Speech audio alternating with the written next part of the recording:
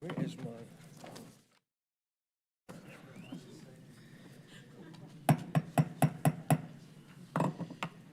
Good evening and welcome to the City of Roswell Mayor and City Council meeting for January 10th, 2023. Our first meeting of this year, 2023. I'm Mayor Kurt Wilson. I would like to recognize and acknowledge my colleagues and council members present. Councilmember Sarah Beeson, Councilmember Christine Hall, Councilmember Lee Hills. You probably know, I have to read these because I don't know these people. Councilmember William Mortland,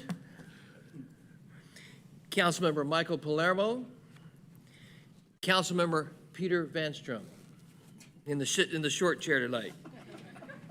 All right, I'll now turn it over to our city administrator, Mr. Randy Knighton, to explain how the meetings run. Mr. Knighton. Welcome, everyone, and thank you, Mayor Wilson. In accordance with Section Chapter 3.70 of the City Code, the City Council shall hold regular public meetings. The purpose of City Council meetings are for the public to participate and speak on agenda items which constitute formal decisions by the elected body. Those items are listed on the published agenda, which can be accessed via the city website prior to the meeting. Now, this is a public meeting, and some items do require a formal public hearing. A significant and important component of City Council meetings are to hear directly from citizens on items listed on the agenda. Public comments or questions are essential to the mayor and council to incorporate as they contemplate each decision. Citizens are at the top of the organizational chart for the city of Roswell, and therefore it is imperative for citizens to be heard here at mayor and council meetings.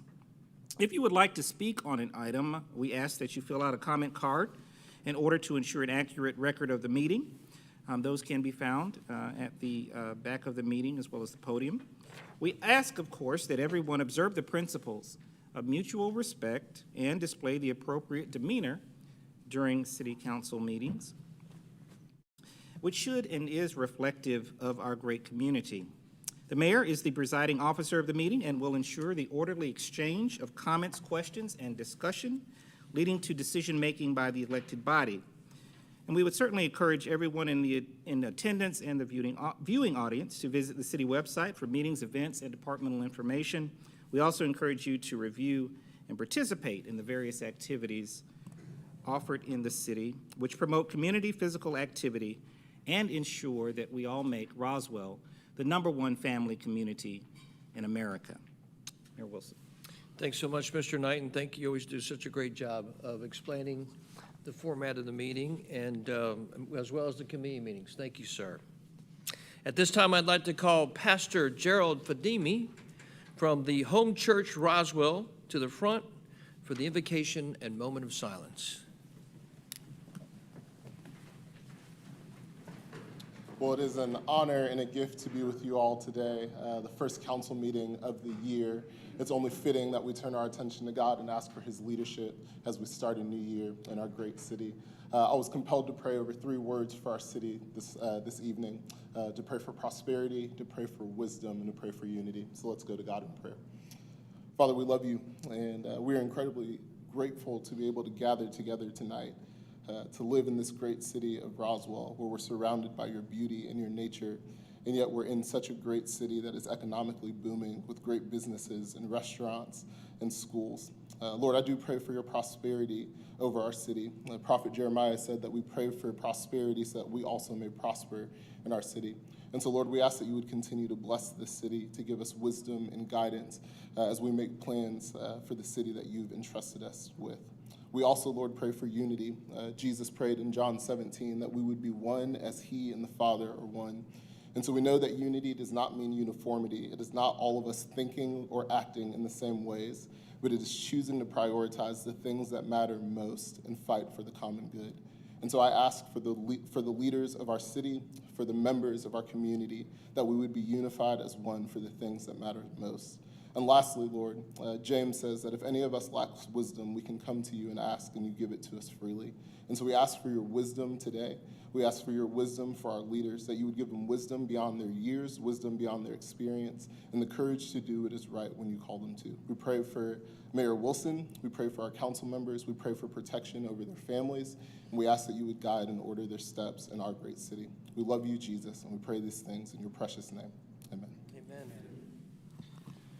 Thank you, Pastor Fadimi from the Home Church Roswell. At this time, I'd like to call U.S. Air Force Airman First Class Bob Scott to come forward and lead us in the pledge. Face the flag. I pledge allegiance to the flag of the United States of America and to the republic for which it stands, one nation, under God, indivisible, with liberty and justice for all.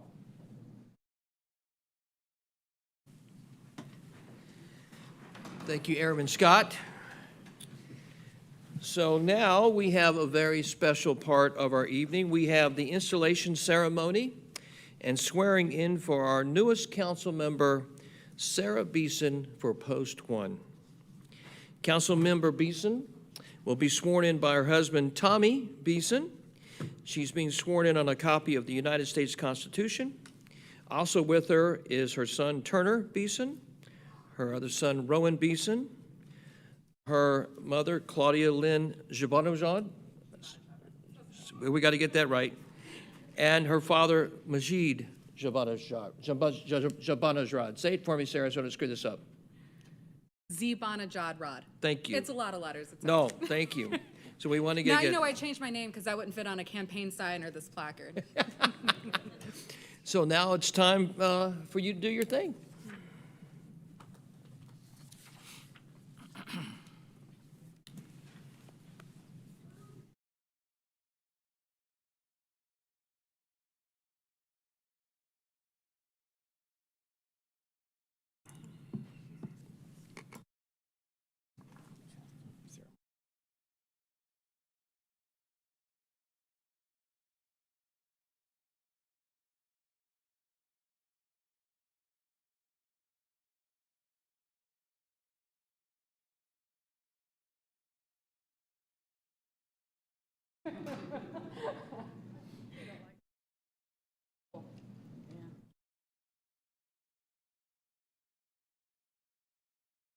I solemnly swear I solemnly swear that I, Sarah Beeson, that I, Sarah Beeson, will support the Constitution will support the Constitution of the United States, of the United States. that I will, in all respects, observe the provisions observe the provisions of the Charter and ordinances of the Charter and the ordinances of the City of of Roswell, and I will well and I will well and truly perform the duties and truly perform the duties of the office of a member of City Council, of the office of a member of City Council, will to the utmost and I will to the utmost of my skills and ability of my skills and ability endeavor to promote the interest and property the interest and property of the city without fear, without fear, favor, or affection, favor, or affection, so help me God. so help me God.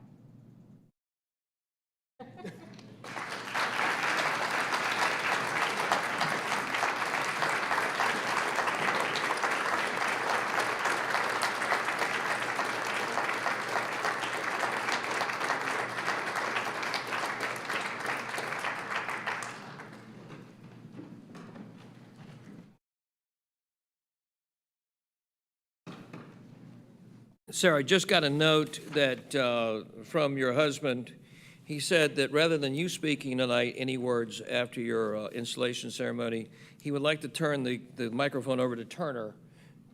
You joke about that, but Turner will very quickly take this microphone. Get ready. He already put his hand on the Constitution. He's ready to go. He's sworn in. Well, the floor is yours. You got free time if you'd like to say anything to the rest of us. I just wanted to say first and foremost, thank you so much to the City of Roswell, to voters, to many of the supporters who are here this evening, to my former opponent, Mr. Alan Sells, who's also in the audience this evening. Thank you so much for having your faith in the city of Roswell, having faith in the future of what we can achieve together, and having a belief in unity in that we can have disagreement, we can have diversity, but at the end of the day, we're all Roswellians, and we all look for a better path forward. So with that, I look forward to this year. Thank you. Thank you, Councilmember Beeson. Thank you.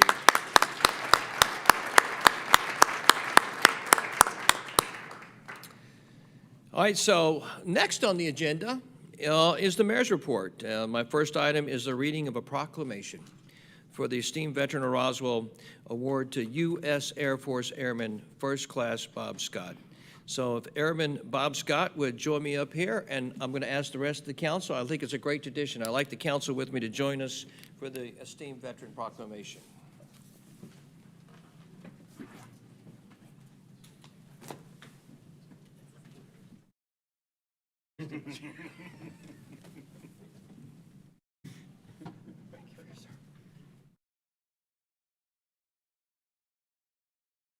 Oh, thank you so much, a privilege.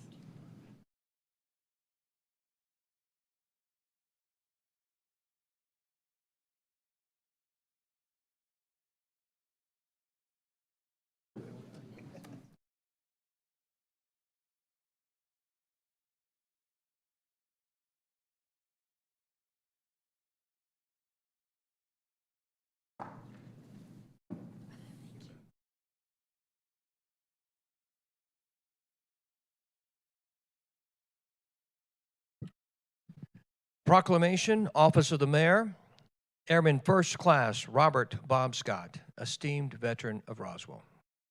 Whereas in March of 1962, Robert Bob Scott enlisted in the United States Air Force. As a scout, Bob visited MacDill Air Base, Tampa, Florida, and was completely hands-down hooked on the Air Force. His first assignment was Lackland Air Base, San Antonio, Texas, for basic training, followed by missile and aircraft ground equipment training at Chanute Air Base in Rentoul, Illinois. Before completing training, he applied for an overseas assignment and was assigned to the 498th Tactical Missile Group at Kadena Air Base, Okinawa. And whereas Bob enlisted in the Air Force to be involved with planes and flying, and ultimately was assigned to working with tactical and research missile systems, in 1963, he reported to Kadena Air Base, Okinawa, for an 18-month assignment where he was strategically positioned with underground nuclear missiles for the defense of our allies. The mission of the team, in which he was a member, was to ensure that the missile sites were 100% self-sufficient and operational. This meant that the sites would not have to rely on any outside resources, electricity, or water to complete the mission. The launch sites were protected against attack by a battery of United States Army Nike defense missiles. Their presence was to protect the mission, which was under surveillance by enemy spy planes. And whereas in 1964, at the completion of the 18-month assignment, Bob was transferred to Vandenberg Air Base near Lompoc, California, and was assigned to the Strategic Air Command's 4300th Support Group as a team member to refurbish and prepare decommissioned missiles for testing, research, and development. Decommissioned missiles such as the Thor and Atlas that were no longer needed for their original strategic purpose were refurbished and made mission ready. The unit Bob was assigned to was preparing and launching satellites with the Thor missiles. The satellites were launched into polar orbit trajectories, which orbit the Earth from north to south. The benefit of doing these types of launches was that while the Earth rotated under the path of the satellite, it could capture a complete view, 100% of the Earth's surface, once every 24 hours. During Bob's time served at Vandenberg, the team to which he was assigned successfully launched 6 satellites under a project named Astrolamp. This operation was staffed only with Air Force officers and enlisted staff, with no civilians. Later, it was discovered that Bob and his fellow airmen were launching spy satellites, which explained why the launches were targeted for a polar orbit. And whereas in March of 1968, Airman First Class Robert Scott received his honorable discharge, and the United States Air Force awarded and bestowed the following medals: Air Force Good Conduct Medal and the Air Force Expert Marksmanship Medal. And whereas now retired, Bob spends his spare time volunteering and has recently become involved with the Purple Heart Project, whose mission is to aid combat wounded veterans from around the world. The Purple Heart Project helps veterans find peace and tranquility through the use of woodworking with hand tools. Also, Bob is involved with Vet Buds alongside Roswell's previously honored esteemed veteran, Sergeant Kent Hawkeye Sharp. Bob is also a member of a local group called Toolbox, and this organization teaches woodworking skills to local elementary students. Now, therefore, I, Kern M. Wilson, Mayor of the City of Roswell, do hereby name Airman First Class Robert Scott, esteemed veteran of Roswell, and call upon all our citizens to recognize his outstanding service to our country and our community, and that there is no higher calling than those who have served in the United States Armed Forces.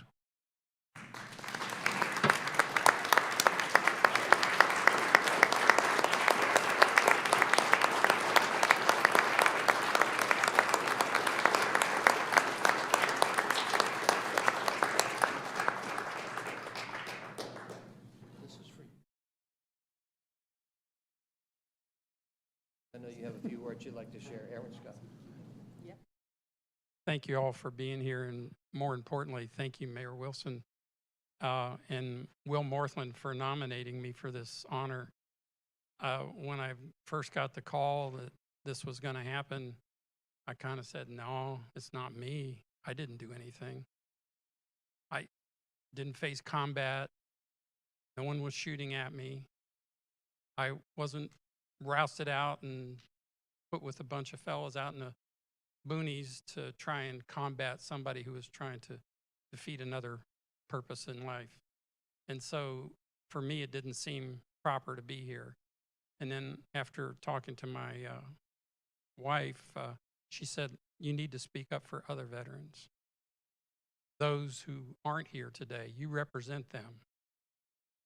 And so therefore, I want to sort of pass this along to all those veterans who are not here right now, who did more than I ever could have done and gave a lot more, and some even the final part of their lives, to being recognized today for something like this that happened in the early 60s is kind of a way of bringing your life around full circle. And I want to thank you all so very, very much. But more importantly, I want to take a moment to recognize Robin Kenner. She has made all this possible and made it easy for me to put this together and think about it. And she encouraged me to take this on and to be up here tonight. I don't have a lot more to say except thank you so very much.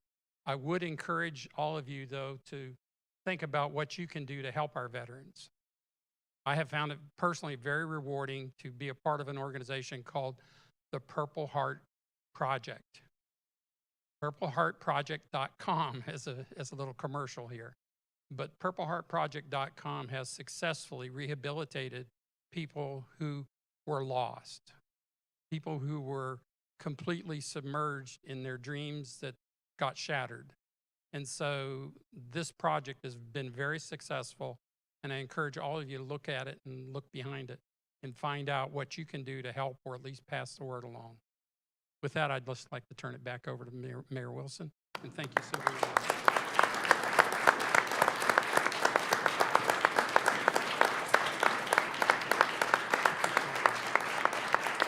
That's wow. Anita, come up here. Bob is joined by his wife, Anita. Yes.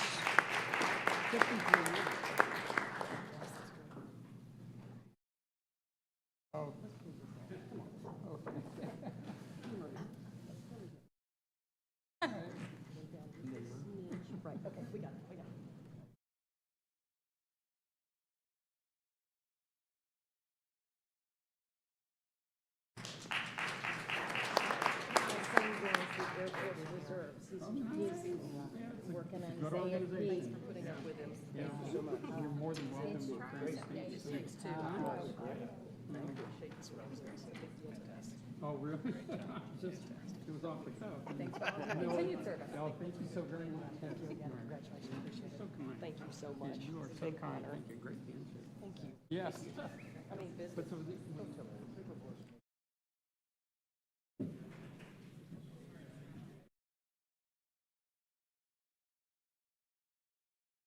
I lost my little police thing. Is that like a get out of jail free thing?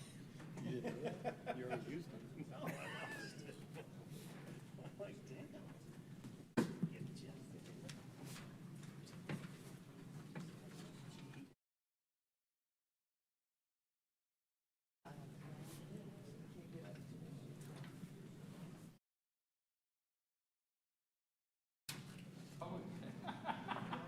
Yes.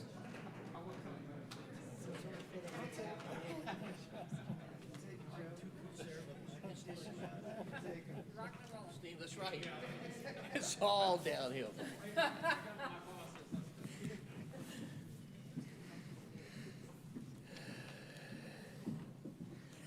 All right, so the last item on the mayor's report, I got some bad news, I guess, to report, because unfortunately, and there's a lot of tears before we walked in this room, this is the end of a 2-year term of Michael Palermo as mayor pro tem, so I can't tell you the amount of tears are in the hallway. And what's even scarier is I'm afraid we're going to have a lock vote tonight on the new mayor pro tem, because basically every council person, I think, is going to vote for themselves, so it's going to be one vote, one vote, one vote. But with that, who would like to make a nomination for mayor pro tem? And as a reminder, we can't start any business until we have a majority vote on that. So just hope everybody will take that That's into right. account. Mayor, if you would, I'd like to motion for the mayor pro tem of 2023 to be Councilmember Christine Hall. Thank you, Councilmember Palermo, and Mayor Pro Tem Palermo, for the moment, thank you. Is there a second? Second. Seconded by Councilmember Lee Hills. So, any other nominations on the floor for Mayor Pro Tem? I have a nomination for Councilmember Christine Hall for Mayor Pro Tem. Being that there are no other nominations, all in favor of Christine Hall as the Mayor Pro Tem for 2023, please. Yes, ma'am? If I may have a point of personal privilege, Mike Palermo, you've done an excellent job this past year, and I'm delighted to have nominated you a year ago, and I'm proud to have you serve in this capacity. So thank you very much. Excuse me for holding up the No, show. Lee, thank you, because I'm I'm thinking about the 5 hours of business and I'm hurrying through, and so my bad. So please, I think we all should have something to say about Mike as pro tem. So anybody else would like to make a comment, please do, besides Lee. Well, I will. Mike is one gigantic pain in the ass. But he's amazing. His leadership behind the scenes is absolutely pivotal to everything that's happening in a very positive way. Not only his amazing acumen, knowledge, but I can't share with you what a positive force Michael has been as a council member and as the mayor pro tem, and how much he got done in 2022. The success of this council in 2022, massive amounts of credit go to Michael Palermo as the mayor pro tem. Well done, sir. I'm going to give you a little hand myself. Councilmember Christine Hall. Thank you, and it's an honor and a privilege to be nominated. And I can't thank Mike enough, since Mike's been like a big brother, much older than me, since I was elected in 2020. And he and Marcelo basically took me under their wings and really coached and guided and helped me in so many ways to learn the ropes. I am forever indebted to Mike's leadership, to his coaching, to his help, and I just want everybody to know that. Thanks, Christine. And I appreciate all the kind words. It's absolutely an honor to get to serve the Roswell residents, and it's an absolute honor to get to support this mayor and council in serving the residents of Roswell. Thanks for all you did. Thanks for all you did, brother. Great job.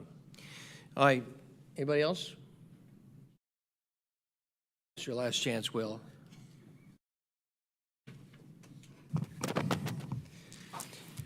Real quick, because I know we have a long night ahead. We do. But thank you, Mike. You've been instrumental in my experience. Been here for a year, learned a lot, and just would not even be able to put two and two together without your feedback and providing the unknown answers. So thank you for being that glue that holds us together. Dr. Benstrom, you want to say anything? I can't believe I'm being forced to say nice things about Mike Palermo. I'm being cajoled. No, seriously, thank you, Mike. Mike really puts Roswell and the Roswell residents first, and he sets a fine example doing that. It's been great working with him for a year so far. He may be stepping down as mayor pro tem, but he's certainly not stepping down from Roswell City Council. Can't wait to start working with Christine. Amen. Thank you, Peter. All right, there has been a nomination and a seconded for Councilmember Christine Hall to be elected as the mayor pro tem of 2023. All in favor of Christine Hall as the mayor pro tem, please raise your hand for 2023. And you're not voting for yourself? All right, very good. It's unanimous. Thank you. Congratulations, Christine Hall. And Mayor, just proof for a second year in a row, Roswell is certainly more efficient than the federal government in Washington, D.C. And I can't believe Christine voted for herself. That's all right, next is the consent agenda. Hopefully everybody's had a chance to review the consent agenda. It's fairly lengthy. There's 7 items on there. Does council have any questions or comments regarding any items on the current consent agenda? With council having no questions or comments on the current consent agenda, items 1 through 7, are there any Roswell residents that would like to speak on the consent agenda? Being that there are no Roswell residents that would like to speak on the consent agenda, I bring it back to council for any thoughts, additional questions, or comments. Being that there are none, do I have a motion to approve the consent agenda? I have a motion from Councilmember Sarah Beeson. Thank you. Do I have a second? I have a second from Councilmember Will Morthland. All those in favor of passing the consent agenda, please raise your hands. Passes unanimously. Thank you very much. All right, next, the Transportation Department. Councilmember Mike Palermo, would you read the item under Transportation, please? Real quick, Yes. point of personal privilege. Sorry, Councilmember Beeson. Just wanted to acknowledge, before we get into item number 1 for the regular agenda, Transportation Department, I will be recusing myself from this item, just as a nod to transparency for the audience. I do run an engineering firm. My engineering firm does perform work with one of the engineering firms listed here. It's not related to anything to transportation or their contract, but want to make sure that I recuse myself. And I admire you doing that. I appreciate you doing that. As Councilman Orleans in the audience can attest, that was certainly common anytime there's any just potential for an appearance of impropriety. And as Councilman Orleans can attest, as was done anytime someone recused himself, which did occur back in 2017 and 2016, that the practice has always been for someone recusing themselves where they just step off the dais, so not a part of the discussion or the vote. And Councilman Orleans is in the back, so I assume he's nodding that he remembers that's how it was done. Well, Sarah, this is brutal. I guess maybe you'll recuse yourself on every item and just have to keep stepping back and forth. I don't know. Grab a snack. Go ahead, go home. It's all right. Thank you, Councilmember Beeson, for recusing yourself and for that open acknowledgement. We appreciate that very much. So we're back to the Transportation Department, first issue. Councilmember Palermo, would you like to read the first item under Transportation? Item number 1, approval for the mayor and/or city administrator to sign contracts for standby professional engineering services with Barge Design Solutions, Inc., Gresham Smith, KCI Technologies, Inc., Michael Baker International, Inc., NV5 Engineers and Consultants, SAM LLC, Terramark Land Surveying, Inc., and VHB. Mr. Littlefield? Thank you. A little overview on this item. A request issued seeking statements of qualifications from qualified firms to provide professional engineering services to the City of Roswell Department of Transportation. Experience was sought for transportation engineering in design, survey, and subsurface utility engineering services. A total of 14 responses were received for transportation design, and a total of 4 responses were received for survey data, including subsurface utility engineering. Staff evaluated the proposals using an evaluation committee composed of representatives from the Transportation, Finance, and Environmental Public Works departments. Each contract is for a limit of up to $1 million, and it is renewable for a 5-year period. I don't know if anybody has any questions on this particular item. Happy to answer. Thank you, Department Head. Mr. Jeff Littlefield, nice to see you up here. Good seeing Council, you. any thoughts, questions, or comments for Director Littlefield? All right, being that there are none, are there any questions or comments from any of our Roswell residents? Being that there are no comments, thoughts, or questions from any Roswell residents, bring it back to council. Councilmember Palermo, do you have a motion? I do, Mayor Wilson. I just want to mention the reminder that if City Council chooses to use these on call, that still comes to a public vote. This is just giving the opportunity, if there's an urgent need, that there is one on call that Mayor and Council can approve. Is my understanding correct, Mr. Littlefield? Yes, sir. Excellent, thank you. This avoids the procurement process for every task that we do. And with that, I will motion to approve. Thank you, Councilmember Palermo. There's a motion on the floor. Is there a second? Seconded by Councilmember Christine Hall. All those in favor of the approval for the mayor and city administrator to sign contracts for the listed vendors, please raise your hands. Motion passes unanimously. Thank you very much. Thank you, Director Littlefield. All right, next is community development. Councilmember Palermo, would you read the item for community development, please? Absolutely. As Councilmember Beeson starts walking back in, I will get started and start reading it for everyone to listen to. Sarah, come on back.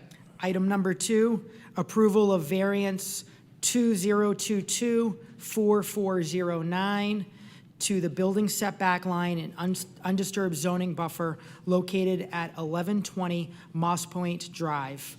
Ms. Dybel? Good evening, Mayor and Council. Just one second, Jackie. Hold on, Sarah. We'll wait till you get here. Take your time.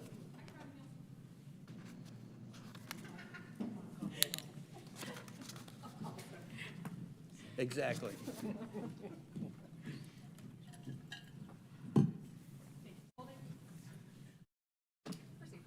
Good evening, Mayor and Council.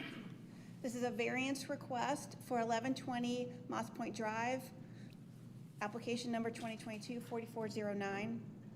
It's a request to encroach into the undisturbed zoning buffer and setback. Here's an aerial of the property at 1120 Moss Point. This is a zoomed-in aerial to show you the location of the house, the retaining wall, the trees, and the concrete pad that is currently out there on the property. The zoning of the property is RS12. It is part of a conservation subdivision that was approved back in 2004. So the applicant's request is to encroach into the buffer area to allow for a pool, spa, decking, and a pavilion.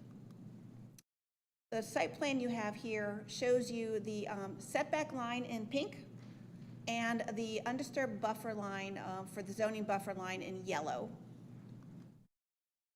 This is a site plan of the property showing you where the location of the pool, decking, and pavilion will be located. And then the next one here, it's zoomed in a little bit to show you the setback line once again in the pink purple color. The buffer line is highlighted in yellow, and the rear property line is in blue.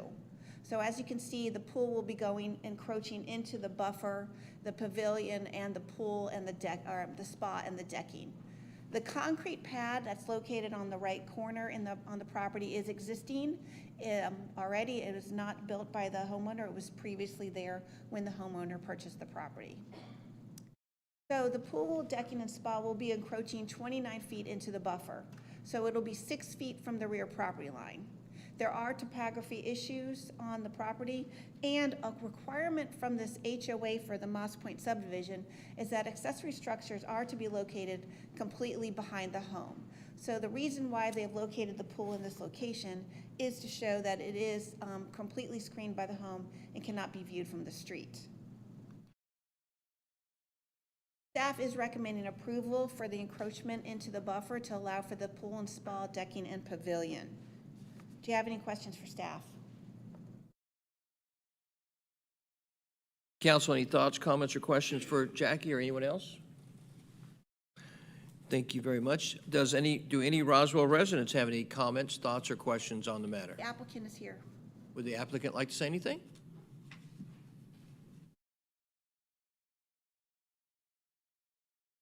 Good evening, Mayor Wilson, council members, and Happy New Year to you all. Just want to appreciate the time you guys are taking to consider our application, and hopefully we can be granted with the approval. We've been patiently waiting for this moment so we can get our pool project going, and just want to express my gratitude to you for consideration of the approval. Thank you. Thank you, sir. We appreciate your gratitude for being here tonight. Thank you. Any other comments or observations or questions from Roswell residents? Being that they're not, I bring it back to council. Council, any additional thoughts, comments, or questions? Councilmember Palermo. Ms. Dybel, can you remind me and just go into a little greater detail? Has there been feedback or concerns raised by any of the neighboring properties, et cetera? No, we did receive some emails from neighbors who were in support of the application. So no one has emailed or called us regarding any opposition to this request. Excellent. So Would like to make a motion, Councilmember Palermo? I'd like to ask a question to this mayor and council first. And Okay. then, so basically, as I look at it, just seeing that clearly the applicants being sensitive to different rules, given the support from the neighbors, et cetera, and I don't see it as something as majorly impactful. I'm inclined to want to support it, so I guess I ask this mayor and council if they feel there's anything I'm missing and any concerns that anyone on this council has. I think that'd be helpful discussion. I can say I've asked in our meetings, and like you, I felt very confident. I felt staff had vetted it very well, and I felt like it was, for the old term, a no-brainer. Councilmember Beeson. I just want to say that I appreciate the inclusion of the documentation from the surrounding neighbors and their support, which is actually included in our binder as well, so that we are aware of the surrounding property owners and their thoughts on the project, which they are all in approval of. Yeah, just to your point, Mike. I mean, these are great Roswell residents doing the right thing. So, want to make it easier, right? As long as we keep the rules consistent, and transparent, and yes, sir, Councilmember Palermo.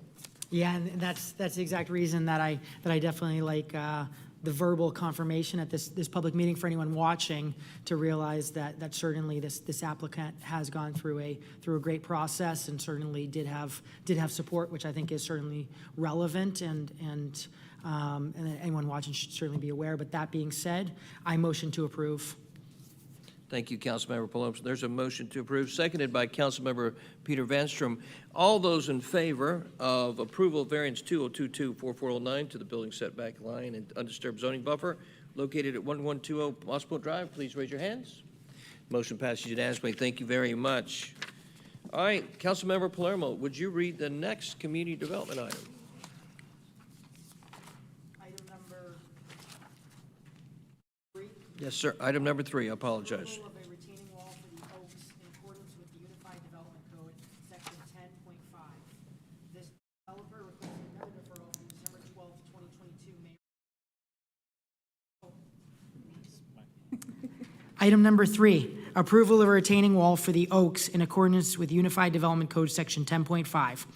The developer requested another deferral from the December 12th, 2022 Mayor and Council meeting to the January 10th, 2023 Mayor and Council meeting. Note, the original scheduled date of January 9th, 2023 was changed to January 10th, 2023.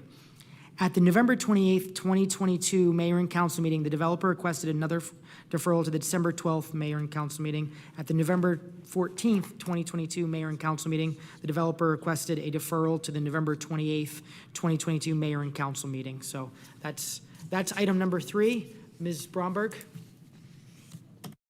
Yes, sir. Thank you. Some quick background for you. Unified Development Code Section 10.5, retaining walls, includes a variety of criteria regarding retaining wall design and some of the aesthetics.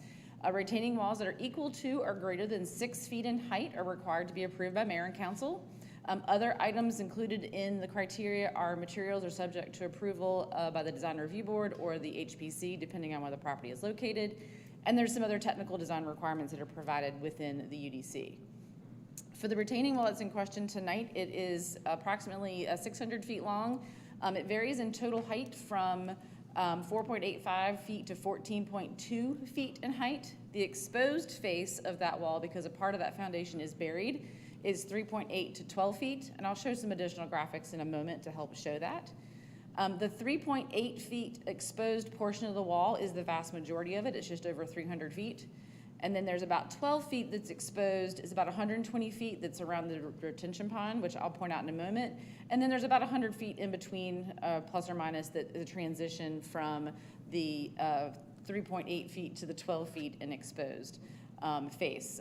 It is proposed to be faced with a brick. It's going to be a color similar to the color scheme that's already been approved by Design Review Board for the development.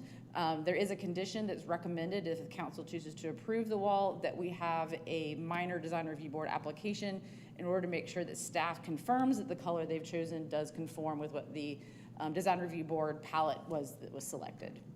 There is some landscape screening that was provided that has already been approved by Design Review Board, and that approved landscape plan is included in your packet, and I'll show it here on the screen in just a moment.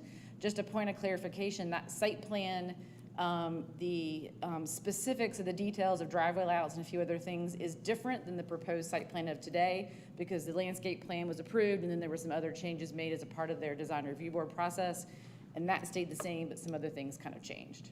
The proposed retaining wall does conform with the requirements that I briefly mentioned that's in 10.5 regarding the screening, the break of materials, to make sure that it's not one long mass of a material. It's got some columns and so forth. So to quickly give you a layout of where we are, the yellow properties are the parcels in question where the retaining wall would be located. Norcross Street is to the top of that blue box. Zion Church is to the bottom of the blue box.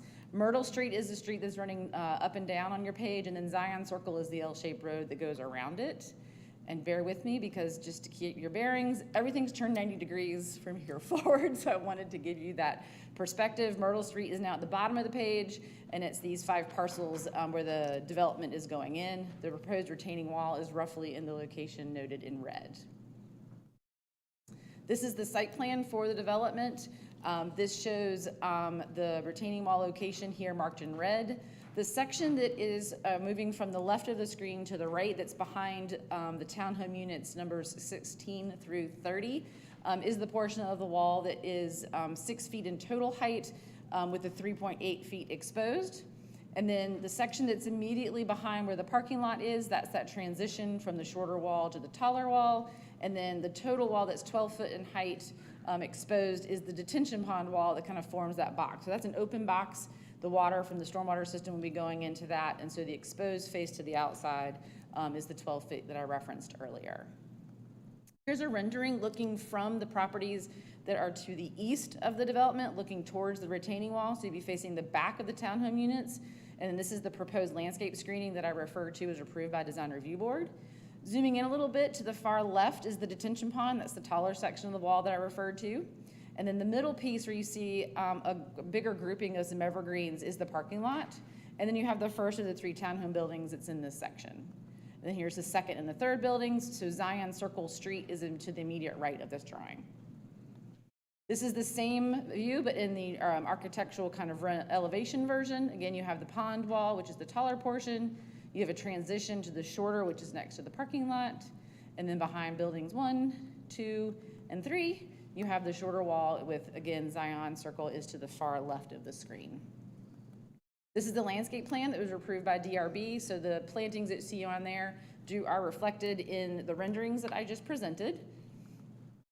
And then staff's recommendation is to approve the retaining wall, but there are a couple of conditions if council does choose to approve it. The first is the proposed landscape screening plantings shall be done in accordance with the landscape plan that was approved by DRB in June of 2021.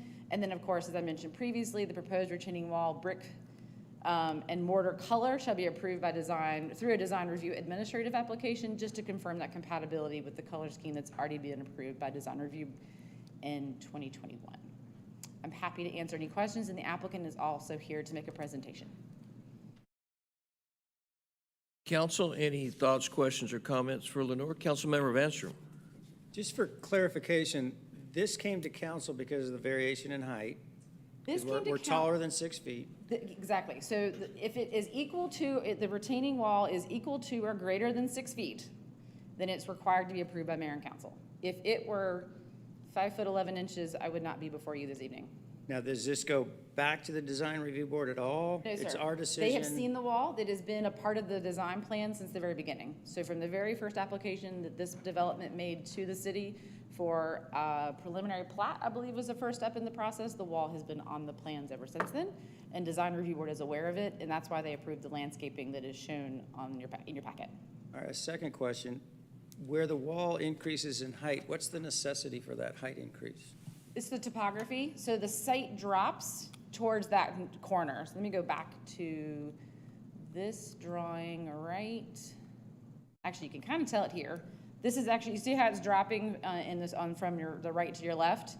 The left is the lowest point at the site. And so where that is the upper right corner where that detention pond is. That's the low point on the site today. So the high point is the intersection at Myrtle and Zion, and then it drops basically towards that top right corner on the screen now. And so as it's going that way, It's just maintaining the same correct. Yes, sir. across. And then, I'm sorry, one more question, No, Mr. please. Mayor. Can you go back one slide?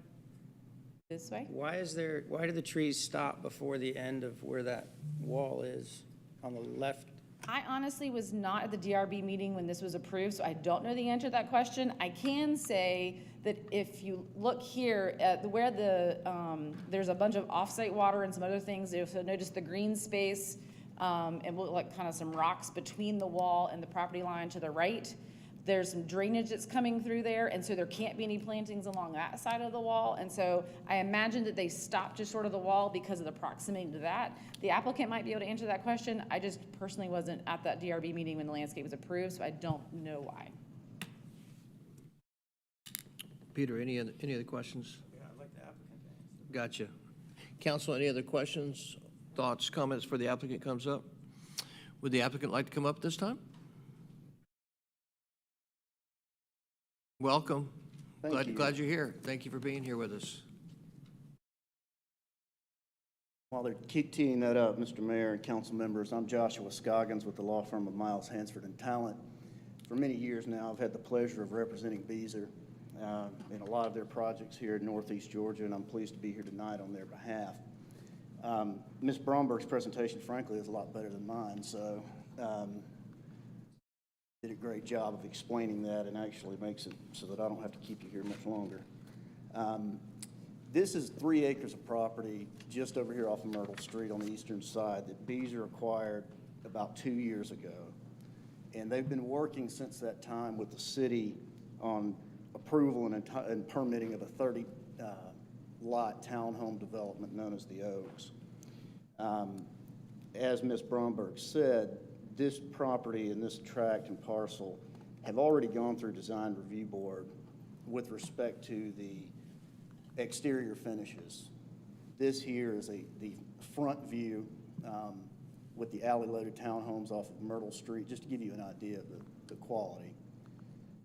And this is the same with the front-loaded townhomes that are interior to the project that would back up to the proposed wall.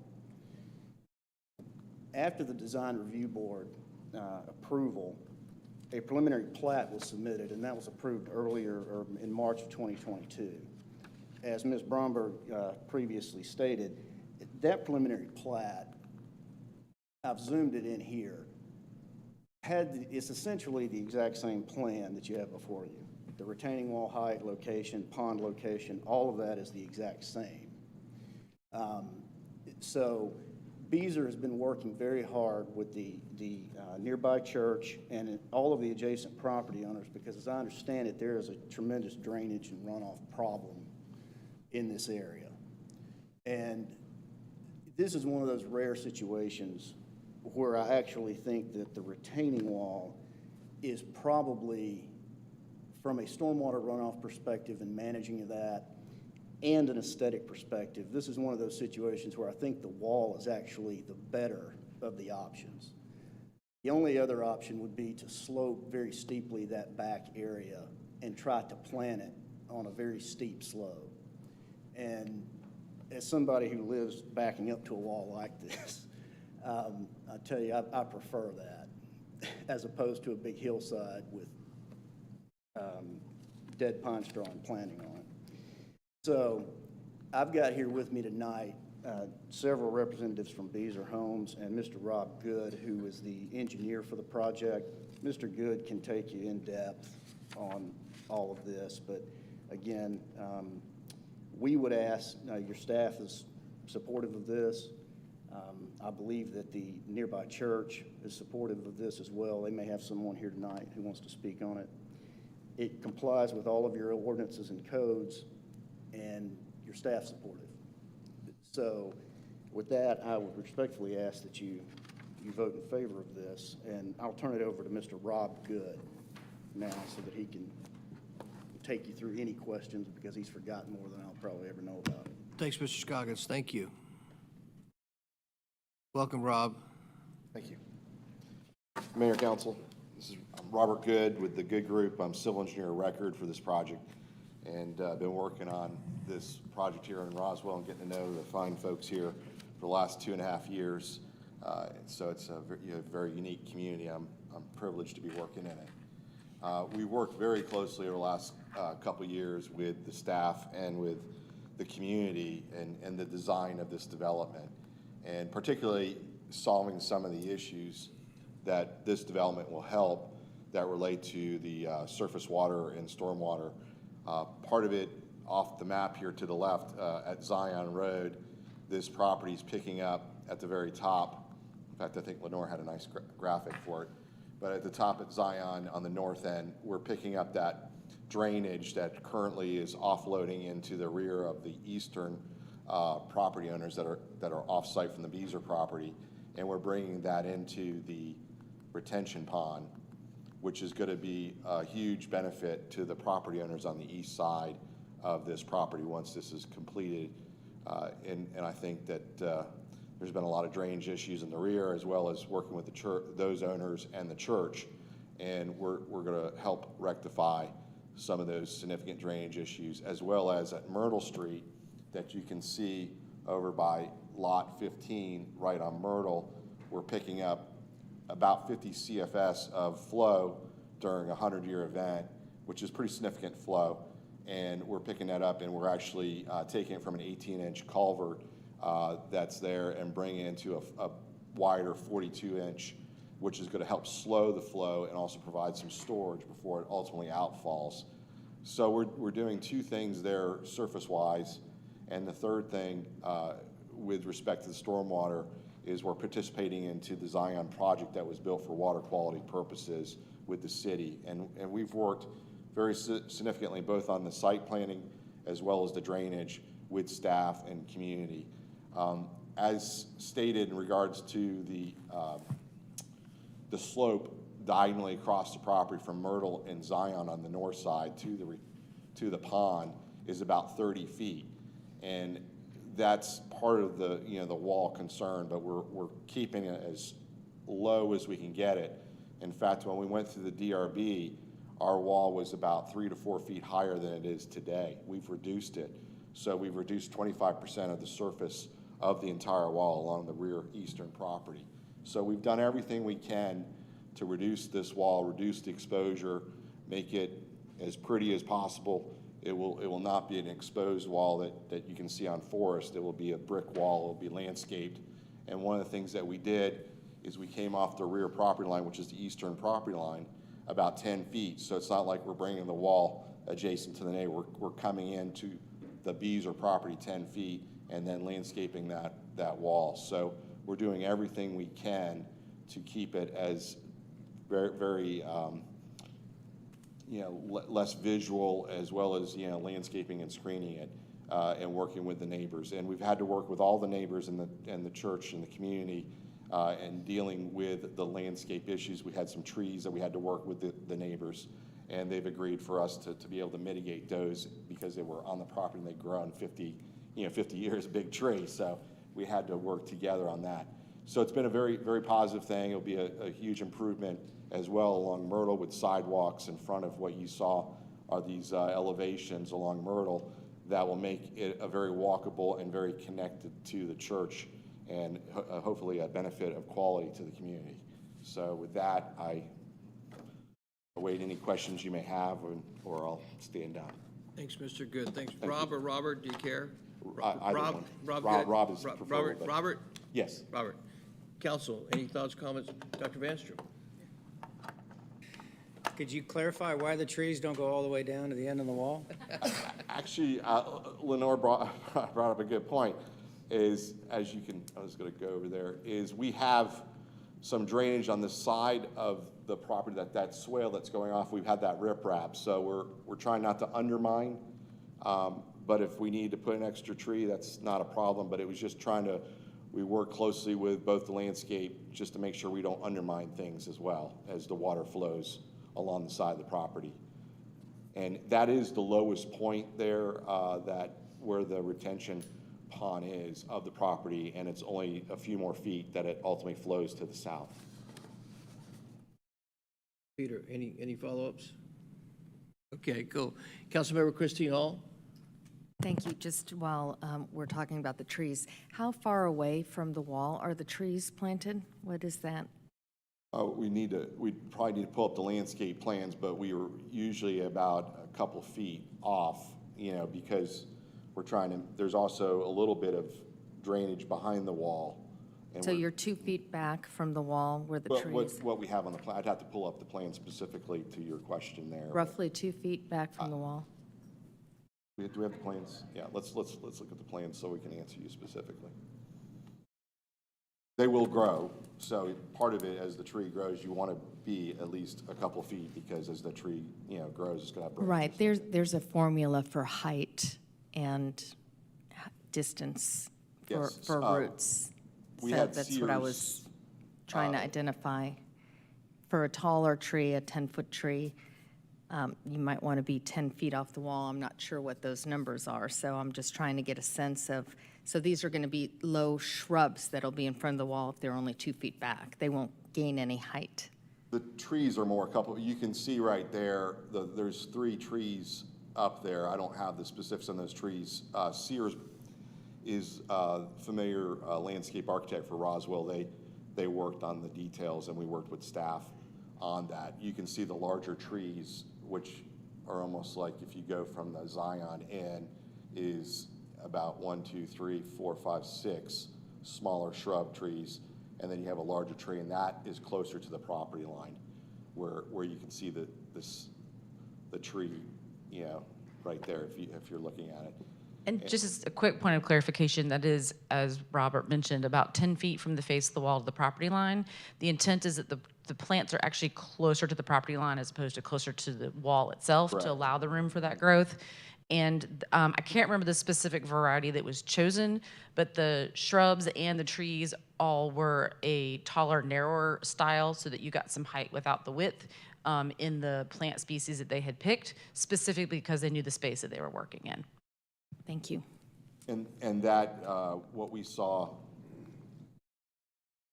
I don't know if you've got that, the rendering, with the rendering, that is ultimately where, full maturity you think it will look like. So we had the landscape architect work on that rendering. It's not like an artist. Thank you, Mr. Good. Any other thoughts, comments, or questions for Mr. Good or Mr. Scoggins? Mr. Scoggins, you guys have anybody else from the applicant that you'd like to bring up? No, Mr. Mayor, but we have the church here, I believe. Yes, just say again. We have someone from the church. Calvin here. Asbury? We can't let Calvin Asbury talk. Yeah, Dr. Asbury, how are you, sir? Wonderful. Welcome. Mr. Mayor. Good to see you. Good evening, Mayor, new Mayor Pro Tem, and council people. We worked with this applicant. My name is Calvin Asbury. Tonight I'm representing the trustee, Raymond Wright, who couldn't be here from Zion Baptist Church. But we worked with this particular applicant for the last 2 years. We had a lot of concerns with stormwater runoff. We had concerns with the wall itself and would the wall be facing, et cetera. And this particular applicant has been wonderful to work with. So we did want to come tonight and support their application. We do have a concern, though. It's been a year or so that a lot of the properties have been left vacant. So whatever the council decides, we are very concerned about the houses being left vacant, and we want to bring that to your attention. But I've personally been involved with many of the meetings. The staff here has been wonderful to work with, and I want you guys to know that also. Thank you. Thanks, Mr. Asbury. Miss All, you got, usually you got a lot more. I mean, I figure you got 10, 15 minutes. Come on, where you going? Come back. We miss seeing you, by the way. Thank you for speaking on behalf of the applicant, Dr. Asbury. Thank you. Any other folks here in Roswell would like to speak on behalf of the applicant? Comments or questions in reference to this matter from any Roswell residents? Would the applicant like to address anything else further with the council? we're happy to answer any questions if anybody has any. Outstanding. Councilmember Palermo. Thank you, Mayor Wilson. Thank you for the presentation. So I do appreciate that. I'd say a point of clarification I want to bring up is the wall exceeding the requirement is not just for the detention pond or retention pond, whichever type it is, but it is going of course much further than that. And so I do want to bring to attention that, you know, ever since this was passed in 2016, it's been very clear that retaining walls need to be approved by retaining walls that are equal or greater to 6 feet in height require approval by the mayor and city council. And even so, to the point where if a project is approved by mayor and council and they end up later after the fact needing or wanting to build a retaining wall that's greater or equal than 6 feet, there's the need for mayor and council to approve that.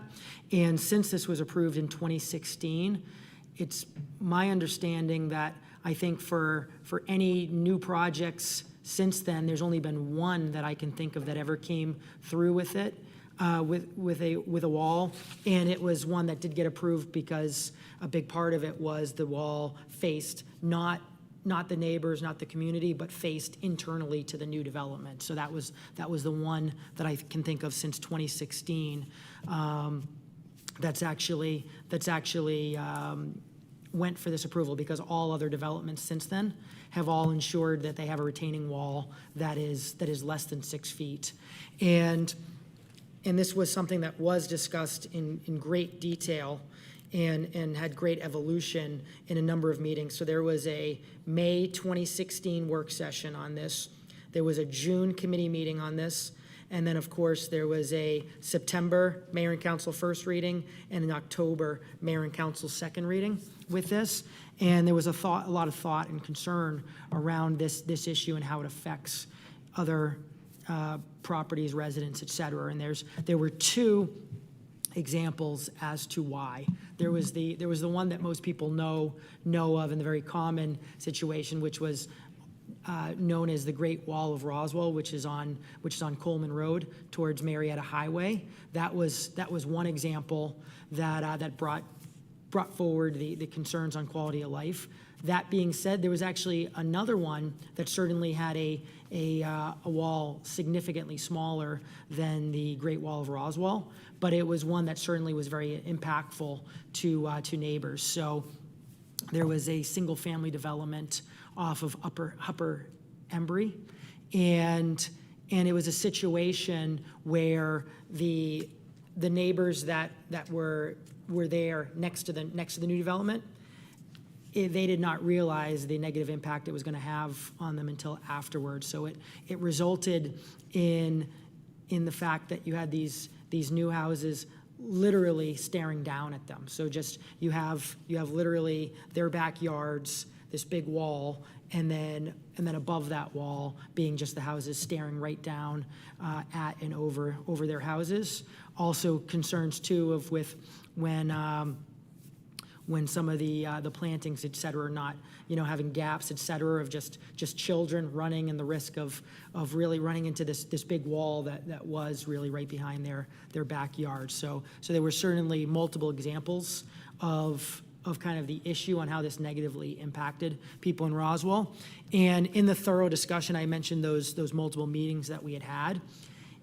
There was even such concern around it that there was logic that staff really provided and resolved the concern on just the concern of hypothetically, what if a developer were to put a 5-foot wall, just go 1 foot back and put another 5-foot wall? That was a concern on a way of skirting the requirement to not have these large retaining walls, or to make sure they are getting that approval from mayor and council to ensure they're not going to, in any way negatively impact other neighbors. And so into the code, it was written very clear since 2016 that if you're to go lower than the 6 feet, and you need that second retaining wall just to ensure there's a proper distance in between the retaining walls.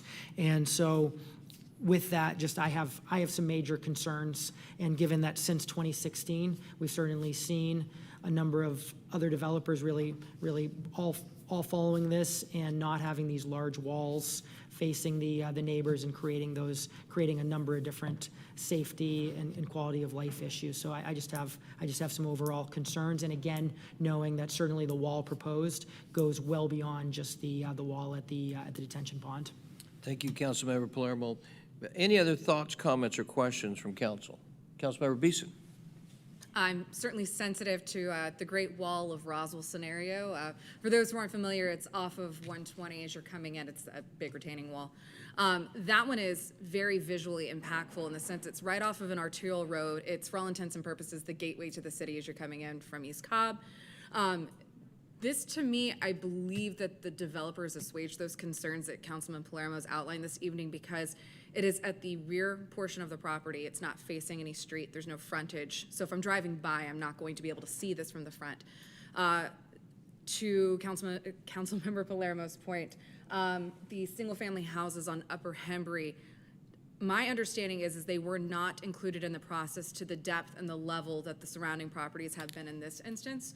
I know that the church has been involved, the trust has been involved, and they've been incredibly supportive of this thus far. Also, the applicant also outlined that they worked with the abutting properties on the rear portion of the property in order to address the concerns with the trees, so they are well aware of these concerns. And I have not received personally any negative concerns, those urging us to vote no. I know, as y'all are well aware, we get a lot of emails from people as we have some hot topics that come down the line. I've not received any of those concerns. However, I do have a concern on our end if we do make this more difficult for the applicant who has been working on this for several years, and they have done their due diligence of working with the adjacent properties. What sort of precedent that we send or message that we send to those who are wanting to build here in Roswell that we're difficult to work with. So because of the fact that they have assuaged our concerns, that they have worked with the city in the past and they have worked with the surrounding community, to me, that's the kind of gold standard that I would like to try to achieve with our developers. That's it. Thank you, Sarah, very much. Councilmember Palermo? Thank you, Mayor Wilson. So as I had said in my comments, that there's a lot of similarity with Upper Embry because, again, the feedback from the residents is they were not that concerned beforehand, that there had been some fine engagement, and that basically it was once it was built and the actual realization of the negative impact is where just that poor quality of life and extreme frustration had occurred. I know it caused some of the neighbors there to move, some to stay there, and of course just be very disappointed that there wasn't a law like this beforehand. But what I'd say the big picture of what's the type of message that is sent based on Councilmember Beeson's comments. So again, first of all, I think the most important thing is making sure we're just doing the right thing, period.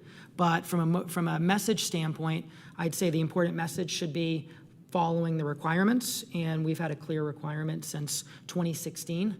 And again, every other developer has been able to follow that. Again, there was one that I can think of that had a retaining wall greater than 6 feet, did come through the process of identifying that part of a rezoning. But again, it had support because it was not impacting the neighboring properties.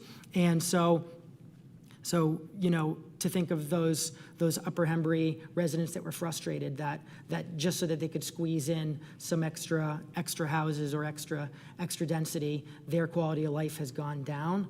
I just don't think that's right. I am glad we're in agreement that a similar thing being done at the Great Wall was not right either. Again, I completely agree. This is certainly not identical in any way to the Great Wall, but I think very similar to Upper Embry. And again, reasons that we have rules in place, and I'd want all developers to know that certainly we encourage them to want to come here, but we also want them to follow the rules for Roswell and not just ignore the rules.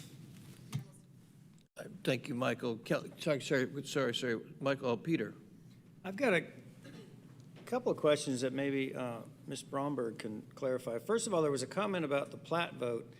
The plat vote, the plat vote is not indicating that we're in agreement of the height of the fence. Could you repeat the question again? I'm The sorry. plat vote, when you vote on a plat that comes before, that doesn't confirm or deny the height of the Correct. wall. So in this case, because the steps they've been through the process thus far did not require them coming to mayor and council until they were ready to come forward with the wall, is why. In most other cases, the wall is actually seen by you during whatever action it's taken. So if it's a rezoning, we require them to show the walls so that you're approving those walls that are whatever height they are, including walls that are over 6 feet at the rezoning application. So we've actually only had one that's come through separately, and that's because it was added to the plan after the fact, and it exceeded 6 feet. And so that's the one that Councilmember Palermo is referring to that came through as a standalone approval, but there have been others that have been approved through the rezoning or whatever other process it's been through. So that was incorrect to indicate that because we approved the plat, we approved the height of the wall. Correct, that is correct. Right. We've required them to show it throughout the process so that we are preparing to bring it to you. Yes, okay. Secondly, we always see beautiful renderings. I saw them on planning commission when I was on planning commission, see them on council. What guarantees do we have that this is what it will be planted, grown, and maintained? And that to me is one of the vital questions of all this. Absolutely. So the planting is very simple, and that is it is a condition, and it's required to be done as a part of that plan. So as a part of the land disturbance permit, we would require them to do that to close it out. The second piece is that we do require landscape bonds for certain projects. And so in a case like this, that would be a landscape bond that would be required to make sure they perform the actual landscaping. And then once the landscaping is in, it passes an inspection by our staff to make sure they've planted what was required to be planted, the numbers of species, et cetera. Then there is I believe it's a 2-year maintenance bond that we require to go on there that we typically would do for something like this. Now, beyond those 2 years, again, it would be up to the HOA to make sure those things are being maintained.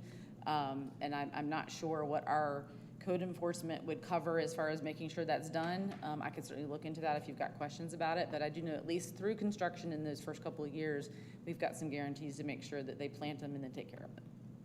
Thanks, Lenore. Peter, any other thoughts or questions? Sarah, I'm sorry to come back to you. Sorry about that. I didn't mean to try to interrupt. No. Councilmember Vanstrom. I was just wanting to reply directly to Councilmember Palermo's point about the rules. So the rules were in place in the UDC in 2016, and the rules specifically state that anything that's over 6 feet, it just goes to our council and mayor's approval. It doesn't mean that it's inherently against the rules because they did something over 6 feet. It just means it comes to us. I think in those situations when something is conditional, that we should be fairly sensitive of the scenario in place and not every single scenario that came before it. For example, the Great Wall of Roswell, as it is affectionately known. In this scenario, I think it can illustrate a point as to how we can be mindful of the conditions that we're placing on their requirements for landscaping, including the wall itself. Because, for example, if it was a 6-foot wall and it was abutting the street on the property, or it was the first thing you saw when you turned the corner, I would certainly be sensitive to that. But in this situation, I think it's the opposite. I think this is where mayor and council is able to look at the specific conditions of the property, the topography, which would necessitate the wall, the concerns the developer addressed with the stormwater management issues, which again necessitates the wall, and then it puts the ball in our court to determine if that is for the improved quality of life of the surrounding area, which again, the surrounding area has been involved since day one on this.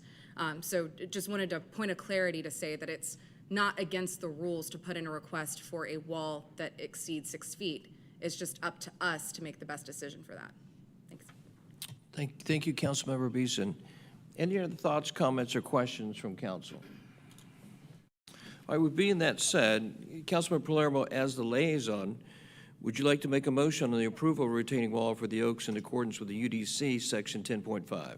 Yes, I would, Mayor Wilson, and there's no question in my mind. I know Beazer certainly had some really great developments, and just at the same time, there shouldn't be an assumption of approval.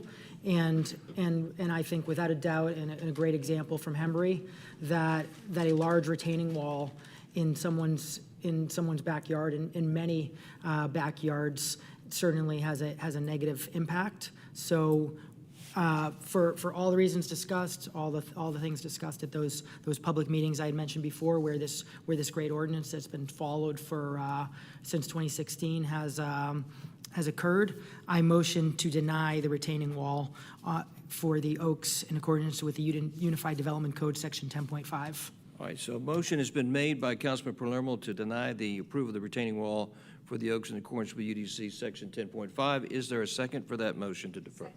Seconded by Councilmember Christine Hall. All in favor of the approval, denying the approval of the retaining wall for the Oaks in accordance with UDC Section 10.5, please raise your hands. I see 4 votes for. All opposed, please raise your hands. I see 2 votes against. The denial goes forward 4-2. Thank you very much. All right, Councilmember Palermo, I see the next community development item, please. Item number 4, approval of RZ 2022-4740, 10965 Woodstock Road, Fellowship Christian Church, request to modify zoning conditions. Applicant is requesting a deferral from the January 10th, 2023 Mayor and Council meeting to the March 13th, 2023 Mayor and Council meeting. Note, the original scheduled date of January 9th, 2023 was changed to January 10th, 2023. And given that the applicant did request that prior to today's meeting, I will certainly be motioning to defer this item. Thank you, Councilmember Palermo. Would you like to go ahead and make a motion to defer? Motion to defer until the March 13th, 2023 Mayor and Council meeting. Thank you very much, Councilmember Palermo. There's a motion to defer. Is there a second? Second by Councilmember Vanstrom. All in favor of...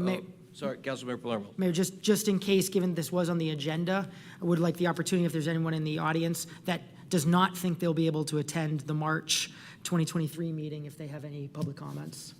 Is that a request from Councilmember Palermo? It is. God bless you, sir. So is there anybody from the public, any Roswell residents, forgive me, that would like to speak on this potential motion that's up for deferral? Being that there is no comment from public, from our Roswell residents, would anybody on council like to make any additional comments or questions on the matter? All right, I have a motion and a seconded to defer the approval of RZ 2022-4740 10965 Woodstock Road, Fellowship Christian Church, request to modify zoning conditions. All those in favor of the deferral, please raise your hands. The deferral passes. Thank you unanimously. Thank you very much. Councilman Palermo, would you read the next community development item? Item number 5, approval of the initiation of a text amendment to the Unified Development Code, Article 2, Section 2.2.6, to add redevelopment and to change the percentage of landscape open space in Articles 3, 4, 5, and 6 for the following building types: townhouse, walk-up flat, stacked flat, commercial house, single-story shop front, mixed-use building, general building, and civic building. Mr. Gaines? Thank you, Councilmember Palermo. Good evening, Mayor and Council. This is the first of 6 items that are being brought to you this evening for initiation. All of these items were discussed and voted to move to the initiation phase at the Community Development and Transportation Committee meeting back on December 13th. So this first item, as Councilmember Palermo introduced, is in regards to changes to open space in the above referenced articles and for select building types within said articles. So the first section we're covering is 2.2.6, item A, where this is basically a clarification of what landscaped open space is, inclusion of and deletion of the items that are highlighted in red, adding the word natural to grass lawns to clarify the non-use of synthetic surfaces as qualifying for grass, as well as striking the ornamental objects. The rest of that text will remain the same, and what you see in red, added or stricken, are the highlighted changes.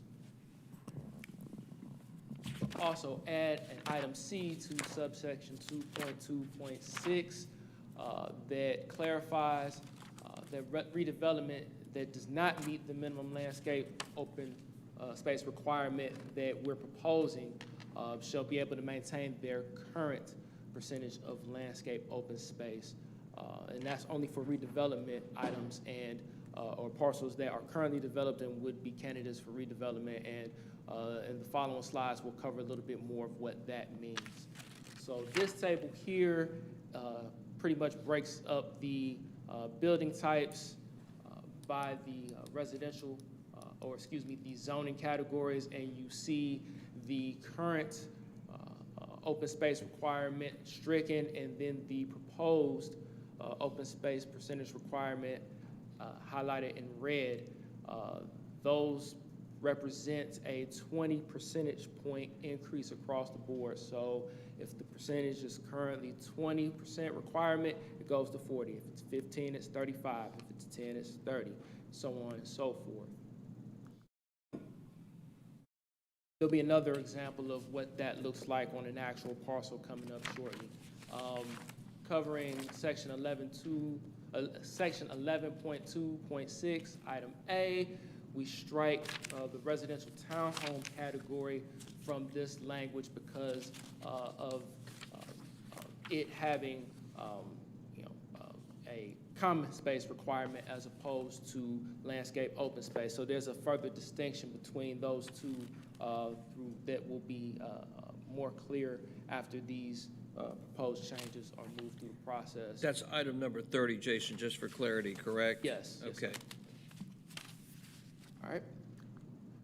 Okay. Of course, as we have mentioned throughout the meetings that have been held regarding this process, we looked at several peer communities, both in the North Fulton and surrounding region, to look and compare what we're looking at, what we have, and what we're looking at to what those other jurisdictions have. And that's just a quick list. We included just the percentages, and I'll explain a little bit why. All of these jurisdictions do not define landscape open space the way that we're proposing to do it. Not the way that we're proposing, nor the way that we currently define it. So it's not exactly an apples to apples comparison, but when you just look at the raw percentages, this is a sampling of what those other jurisdictions have in place. And then as you see, our current range is from 10 to 25%, and we're proposing going from 30 to 45%, which again represents a 20 percentage point increase across the board. Good not to say. There's also been several questions about how this would impact undeveloped property, since we seem to be focused, or a lot of this focuses on not harming potential redevelopment candidates. So we did a quick survey of all our parcels in the city and identified 72 total undeveloped parcels that total roughly 87 acres. And there you see the range of size. A good number of those are just a little over 1/10 of an acre in size, up to an acre.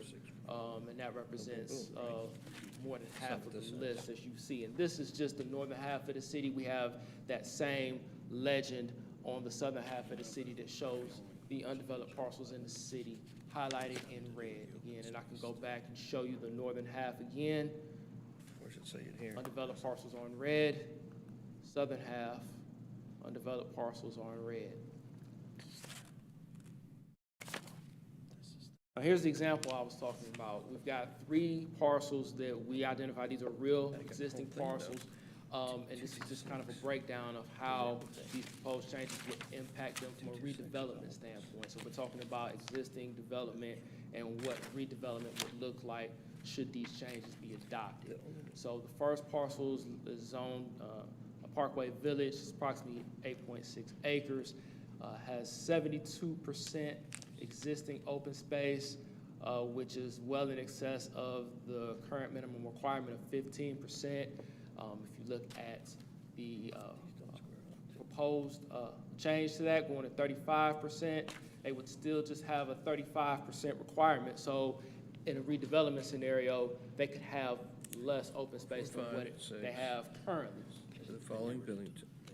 So if you look at the second example, commercial mixed use, a little under 12 acres, 22% open space in existing development, which is 7 percentage points higher than the 15% minimum requirement.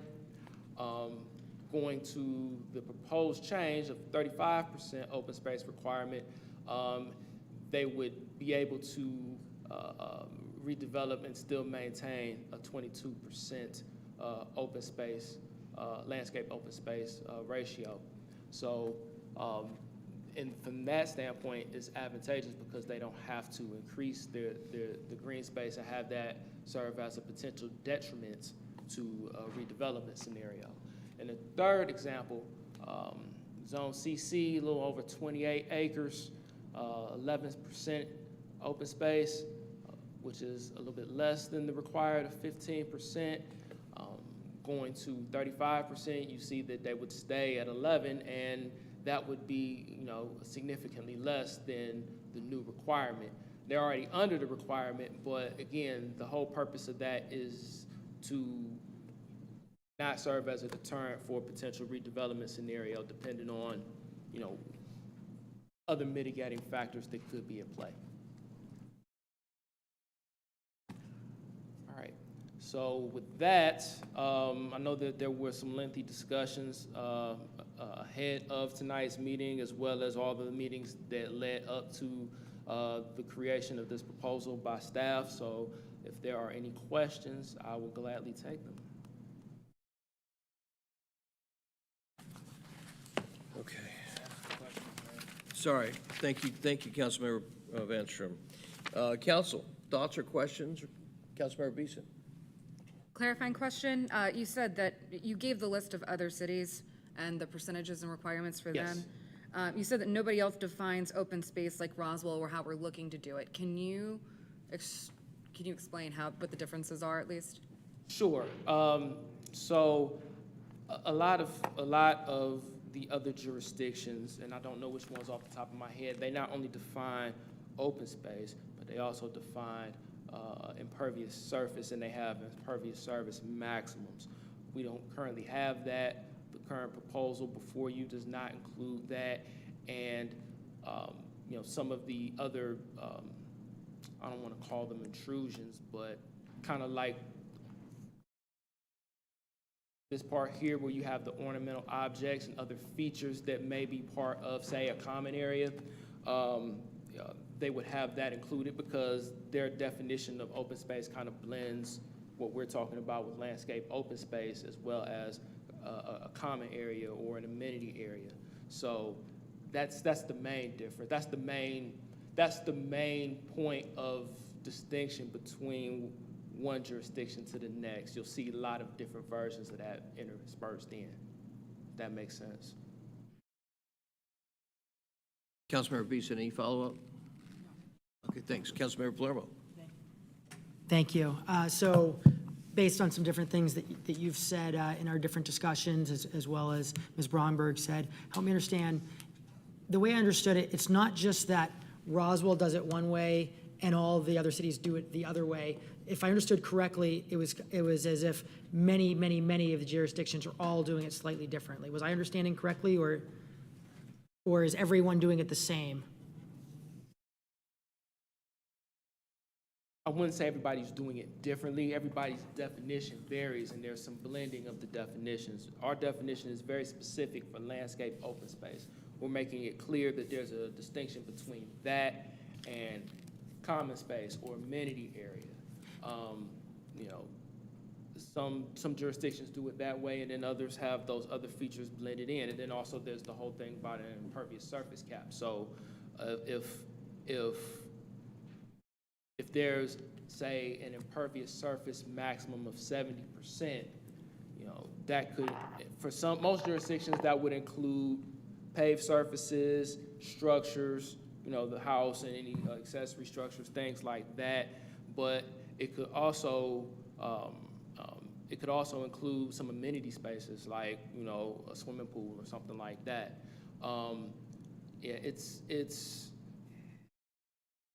trying to think of the best way to say this. It's generally across the board, you'll see the same things, but the way that things are categorized and the way that they're defined could vary. And that's where our code is not exactly the same as most of the examples that we looked at for research. Because you just actually went to where my second question was going. Can you go back to that, comparing to the different cities? Sure. What seems to me a little misleading, unintentionally, of course, but or just let me rephrase that. What seems to me like it's not telling the whole picture is what you mentioned, which is the impervious maximums, because I saw that there's a, you know, if you look at the impervious maximums, those can actually be low. You mentioned for this just one example, you mentioned 70%. So basically, if you have a 70% maximum impervious, basically, I believe by the way we're describing it, that you end up having 30%. You end up having 30% open space. And I know that there were some where they do impervious. I think Ms. Bromberg, you had mentioned some do impervious different by types, where certain types of developments will have a maximum of 50% impervious, which basically by our definition means they have a requirement of a minimum of 50% open space. So that's where I feel this doesn't really tell the whole story, whereas, and if anything, I think the impervious piece and, you know, tells a little bit more of that story. So that might just be helpful to, if this council supports moving this forward, which I certainly hope they will, then I think that'd be a helpful discussion. And again, as a reminder for the public as well, that this is the initiation. We had, of course, the committee meeting to bring this to initiation. Now it's at initiation. If this council chooses to vote to initiate it, that means it will go to 3 more public meetings, all of which have the opportunity for public comment and more discussion. Thanks. So to your point, oh, I'm sorry. No, go ahead. Sorry, Director Gaines. To your point, we did include some of the more in-depth research here in case it was necessary per the discussion. So before you is Alpharetta's definition of open space. I won't bore you by reading it, but as you can see, it does include a lot of the amenity spaces or amenity features and other things that may be considered part of impervious surfaces or building coverage in some codes. But here you'll see that it includes all of this in open space. So it goes way beyond the landscape open space that we're proposing for our code. One example. Thank you. Thank you. To clarify really quickly, if you look at the very last sentence on the slide right now, it indicates that there are two types of space included in open space, civic and amenity. Our definition today of landscape open space includes some of what they include in civic and some of what they include in amenity space. So their total is larger than our landscape open space today from a definition perspective, which is why we had a hard time trying to put them side by side. And just to further show that, this is their code specific for their open space requirement, and that's a total of civic and amenity space, which would be a greater area than our landscape open space today by definition. Just to kind of give that point of clarification, and then we can go on to the next definition when you're ready. Thanks, Lenore. Thank you. Council, any other thoughts, comments, or questions? Councilmember Beeson. Just looking at that last slide, it made me think of the question of how much of this open space requirement can be satisfied by the setbacks, if any?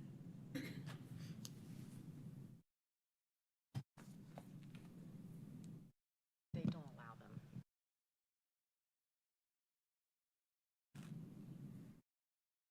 Second to last sentence. Open space shall not include any other required open space areas such as required building setbacks, buffers, landscape strips, or other similar requirements of this ordinance. That's Alpharetta. I'm referring to Roswell. I'm answering. Yeah.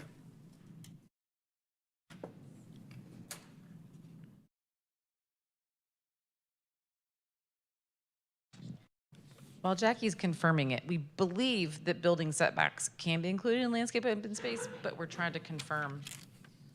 You said can. Can. Okay, got it.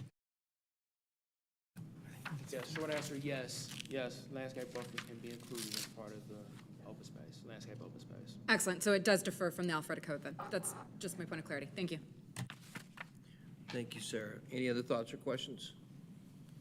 Councilmember Palermo. Yeah, so I certainly will be motioning to approve this and move this forward. I hope this council will consider supporting that. I obviously look forward to the Planning Commission discussing it. If it does move forward to them, then I'm hoping something that will be interesting to look at is, can you actually go to, can you go to your slide that had the 3 examples?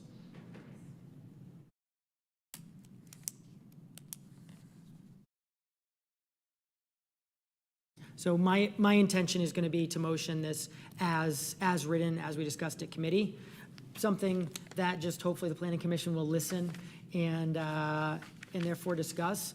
A question I'd have for this council to consider over the many additional months of discussion that will occur through multiple public meetings, as well as for the Planning Commission to consider and discuss as well, is should there be a baseline? Because right now, this, in order to spur and help incentivize redevelopment for the more already developed properties, it's not really, the baseline is potentially just what they're already at. So for example, with example 3, 11%, which is lower than today's 15%, and obviously much lower than potentially the future 35%. And I guess my question for this council to consider, and would love to have any insight and discussion from Planning Commission, should there be a baseline, for example, should there be a 15% baseline or 10% baseline or whatnot? Again, my intention is not to include that in the motion for initiation, but I think a helpful discussion, knowing this will be at three more public meetings.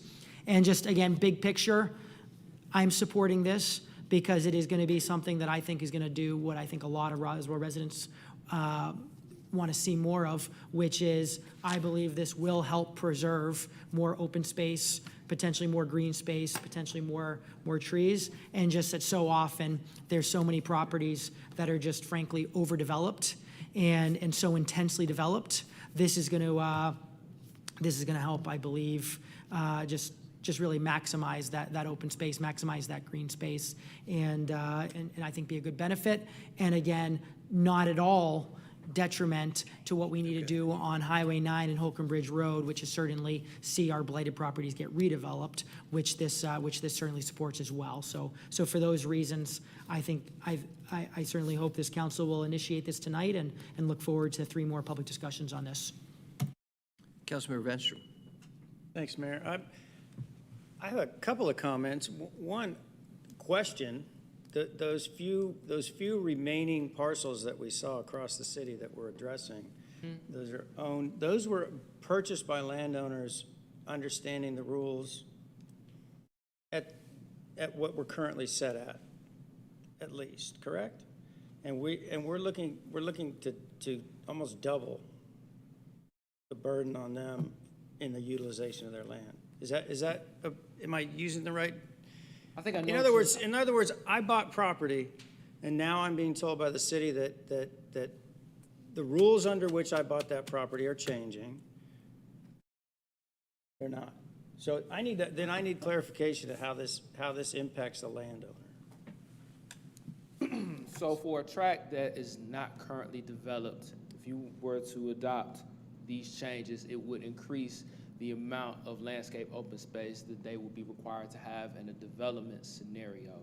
Now, some of these parcels may already be less than desirable to develop because of floodplain or other topographical issues. So, it may already be, a zero-sum game, if you will, for them to try to develop. So it doesn't have the potential to impact them that greatly from that sense, but if it's flat, open, you can use all of it, then yes, then the burden would be increased because they would have to try to fit more built area into a smaller space because they would have a greater landscape open space requirement. Peter, yes, sir, Peter. Thank you. No, I just wanted legal to clarify that. Yeah, so basically, you're not entitled to develop your property as a code was 10 years ago when you bought the property. You're entitled to develop it as the code allows when you go to develop your property. That's what the law is. So the fact that they had not developed the property as of now or have not proposed a development on the property, they'll be subject to the change, whatever that change is, and they're subject to the law when they go through for the development. Do you want to add any additional clarity? I mean, that's one of the most interesting and misunderstood issues, period, which always deserves some public consumption because, to that point, it changes once somebody puts in an application. If you put in an application, then, if you will, the policy cannot change on you, per se. If somebody submitted. But if you bought land, whether you owned it, whether you owned the land generationally or you purchased the land, and the city, in this case, City of Roswell, changes their rules, right? The rules are now applicable. Where you can't change it is once you put in an application. The rules are not applicable when you put in an application. Commonly misunderstood, very commonly misunderstood, and for good reason. It's complicated. But, and I'm glad you raised that, Peter. I really am, because that's a really good point. So, yes, sir. One more follow-up. I would just like to see, I don't know why we're striking open space amenities. I love fountains. I would love to see this process continue, and I would love to see the Planning Commission and the public with a little more input before I make a final decision on this. Thank you, Peter. Yes, sir. Michael.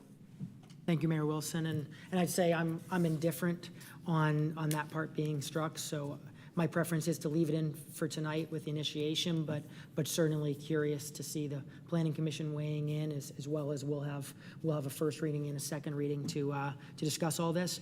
But what I do want to, can we go back to the 3 example page again? So I want to actually just call out, it is not just those 87 acres that are affected, but if you notice, actually, example two would not follow the proposed required open space of 35%, but it would be an increase from today, and then at the same time, actually, interesting enough, example 3 would no longer have to follow the 15%, but again, they'd be following just the grandfathered type aspect of it, which again, I do think we should discuss if there should be a baseline or not. But so I think this will have a great positive benefit for residents that do complain that so much just becomes overdeveloped, overbuilt, and so intense versus there'll still be developments certainly going on, and just those developments will have more open space and I think some good opportunities for the, you know, for residents, et cetera. Councilmember Lee Hills. Thank you, Mayor Wilson. Just speaking from a curb appeal and resident perspective, I will be supporting this as well. I believe that it supports what most residents in Roswell move here, feeling like there's open space, and I believe this mayor and council is moving forward with redevelopment, and this will ensure some space while not deterring people from taking blighted places that have a much higher impervious. They'll still be able to develop with the old amounts there. But I do think that while we're moving forward and being progressive with how we're doing so, having those open spaces will continue to ensure our residents that we are still a community-based, non-concrete jungle oriented city. And I think it's the way to go. I appreciate it. Do you want to elaborate on that comment with relation to, let's say it's 7 years from now, there's a redevelopment project. Let's say this is in place, right? Mm-hmm. The city council, correct me if I'm wrong, City Attorney David Davidson, still has the right to hear a conditional request by an applicant, correct? On, for example, one of these is at 40%, and they say, look, I've got a place where I want it to be 33%. That can ultimately come to council, and council will still be able to make that decision 7 years from now, for example, correct? As far as like a variance from this? Yes. Yes, absolutely. Council can always vary it. So it's your parameters that you're asking to set, not necessarily you might have one where the council in its wisdom and preview says, hey, this particular redevelopment or development needs some help. We're willing to do that. Councilman Lee Hills. One thing further, as demonstrated this year, even with applicants who are developing property that don't need to come before us, we're actively engaging those developers to give guidance on our vision and mission for this city and encouraging them to work toward open space and how it would impact their neighbors and the entire city and, of course, any commerce that could come into our city.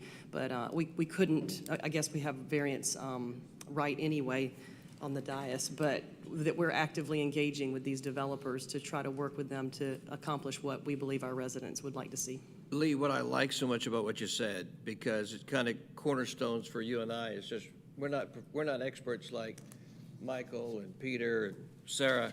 Kind of cornerstones, kind of like the simple piece on this, which is, you know what? Set your parameters, set your vision, set your expectations. And some of the ways the cities got burned in the past was the expectations parameters were too low. So there wasn't anything you could do about it because the rules were in place and the city got screwed. And so I think part of this, I think it's the intent behind this is set your parameters high, set your expectations high. Doesn't mean every single project will end up at that, but the council wants the right at the end of the day, 5 years from now, 7 years from now, to say, hey, you know what? Within doubt, this is what the parameters are. If there's an opportunity to make something happen, and we want to change it from 40% on a particular example, and it goes to 33%, council reserves the right to do that. So I think, you know, that's really the genesis of this, Lee, kind of to what you're saying is because the city didn't have good enough parameters in place and the city got burned on some developments. That's the reality of this. I agree. Thank you, Mayor. I see a hand. Councilmember Mortland, you missed your cutoff. It's 9 o'clock. I don't know. Okay, Councilmember Mortland, yes, sir. This will be quick. So, yeah, anytime we're talking about adding green space, I'm a big fan of that. But I want to go back real quick to the term redevelop and those acres that you had up there, the parcels. Okay, so 87 total parcels, and you see the acreage breakdown right there. If you have a parcel in the city and there is something on it, some kind of building, would that be a loophole for someone to get out of having this current code that we're talking about passing tonight? Would that be a way of saying, oh, I'm redeveloping this one bedroom, one bathroom scenario over here and taking up more of the size of the parcel? Or is that addressed? Did I miss that? It's example C, I believe. You have. Okay. Isn't it the example 3, if you go to the 3 examples? Oh, right, okay, so, right. So to your point, yes, that would be considered a developed site, and it wouldn't even necessarily have to have a building on it. It could be a paved driveway and a pad or foundation left over from a structure that was demolished previously. That would still be considered a developed site, but yes, they would be able to rebuild on that particular parcel and not have to conform with the new threshold for landscape open space if this were to be adopted. They'd be able to go back to whatever they had previously. Gotcha, thank you. Yes, Councilmember Beeson, yes, ma'am. So to clarify then, to use the exact same example, we'll have a one-bedroom house on a parcel that's 1 acre. Hypothetically speaking, it takes up 10% of the property. Does that mean that the footprint of the redevelopment cannot exceed the green space for that? Is that what you're trying? Because of the fact that it's currently being redeveloped.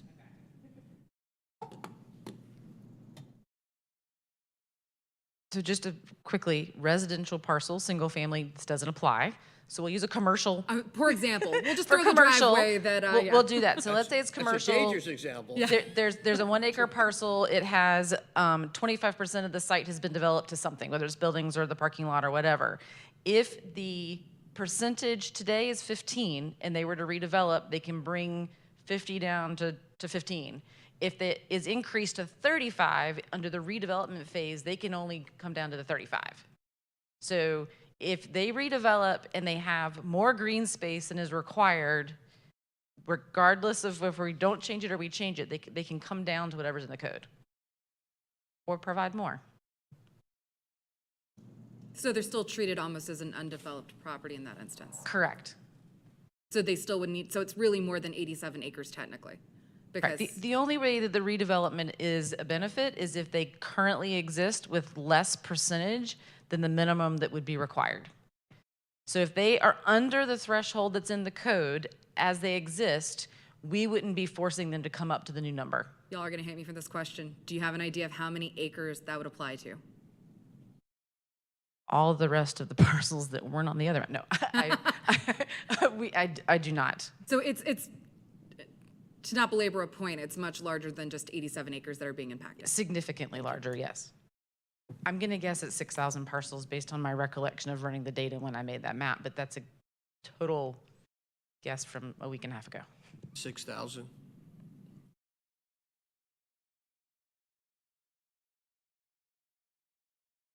Councilmember Beeson. Since the others went ahead and kind of relayed their points, not a shock that I'm opposed to this. It came out of work committee or work session. I believe the percentages in of themselves are fairly arbitrary to the needs of the city. I realize that we just kind of took what we did and doubled it to the point that we just covered. It's a lot more than just 87 acres being impacted. It could be approximately 6,000 parcels throughout the city of Roswell that are impacted that could potentially make projects that otherwise would be awesome, incredibly non-viable economically. I do want to throw out there to mayor and council, because this is just the first iteration of it moving forward. This will be turned over to the public next time. Something to consider for staff as well. Instead of assigning what I would consider an arbitrary percentage of landscape open space, which in many ways can be greenwashing, it's just saying, oh, it's green and therefore it's great, and that's not necessarily the case. I would much prefer a point-based system, which is something that was similarly looked at with the city of Woodstock, wherein the builder you can start this as the standard percentage. You start at the 40%, but on a point-based system, whether you are LEED certified, whether you have permeable pavers, whether you have parking reductions, you use native plant species, there are green ways that you can meet those points that are, the harder to achieve, solar panels on the roof, the higher the point value, that you could reduce those percentages to a certain limit, say at the historic limit, what we use now. That's just something to throw out to y'all, because then in that case, we can say that it's true environmentally friendly development and not just arbitrarily green space. But putting that out there to y'all. Mike, did you want to say something? Michael? Yes, sir. Just, yeah, a quick thing. I'm certainly supportive of always looking at different environmental incentives. For example, there's actually been, I think there were 2 rezoning requests that we ended up granting with the condition of a LEED status maybe on one of them. The other one, I think, just dealt with the environmental impact of some of the additions they were making. Certainly love the idea of always discussing that more. That being said, for this right here, there certainly hopefully ends up being some environmental benefits, which I believe is likely. But more importantly, I think there's just so many residents that just don't like these properties that you know, they blink and it goes from green space to just be covered by all buildings and concrete, et cetera. And so this is going to just, I think, create a better character for the city as well, which I think then will have the consequence, hopefully, of also improved environmental benefits, in addition to that, just improved character. Thank you, Michael. Council, any other thoughts, comments, or questions? Councilmember Vestrom.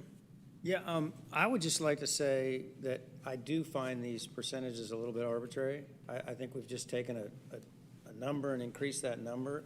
I think this is a little bit complex too, in what we're trying to unravel. I'm not opposed to this discussion continuing, and I would be happy to see this go through to Planning Commission, but I think we've got a lot of work ourselves to really, there's some opportunity here to really do something pretty cool.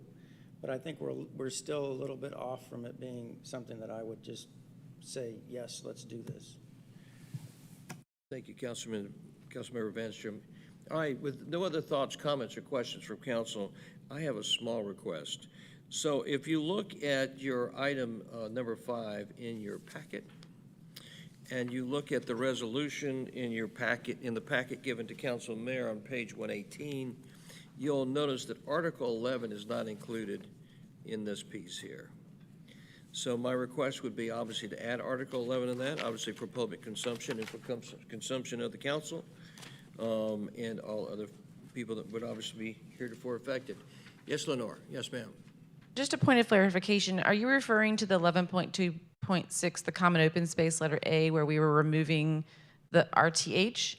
It's on page 129. It's number 30 in the resolution. He's referring to the agenda, doesn't say anything about Article 11. We will correct that on the future ones. Yeah, okay. Thank you, David, for saying it much better than me. All right. So, Councilmember Vanstrom, I'm sorry, Councilmember Palermo, forgive me. Do you have a motion? I do. And so, Mr. Davidson. Want to amend that motion at all? Well, that's my clarifying question for Okay. Mr. Davidson. Would you recommend, knowing that I certainly support what the mayor and you have brought up, should I amend my motion or should I have a standard motion? So your motion could just be fine. This is just a housekeeping issue Okay. that staff will add to the agenda. Okay, thank you for clarifying that. Let me ask you one more clarifying question. So Peter brought up earlier about the ornamental pieces, and you said, look, I'm good taking that out. Do you want to amend that, or you want to leave it as it is?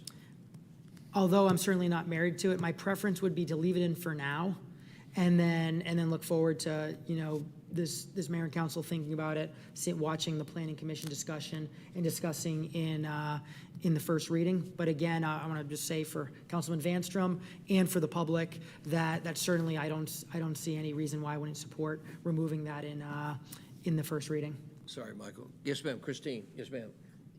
For clarity, the motion has not been made yet, correct? Correct. Correct. I would support keeping the motion clean to just send it to the rest of the public process. I'm sure there'll be a lot more information during master planning sessions. Planners today were talking about how this is the trend, so excited to see this.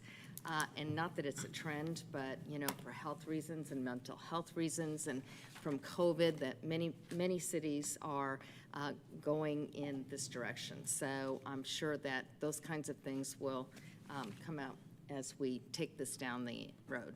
Thank you, Mayor Pro Tem Christine Hall. So, Michael, would you like to make a motion, sir? I would, and yeah, without a doubt, I see increasing the future open space is a big win for Roswell residents. It's going to lead to better development, and I do believe that will lead to some preserved green space or maximized green space as well.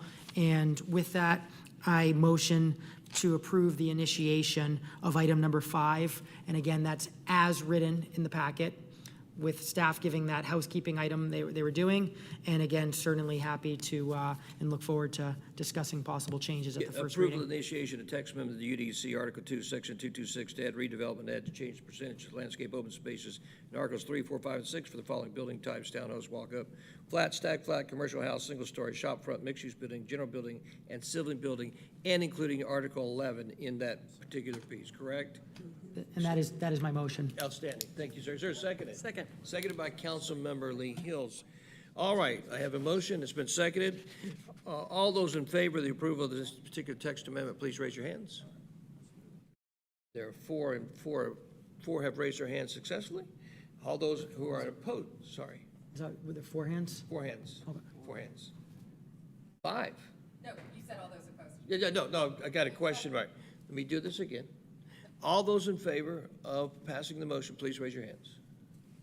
I see 5, thank you, okay. Sorry.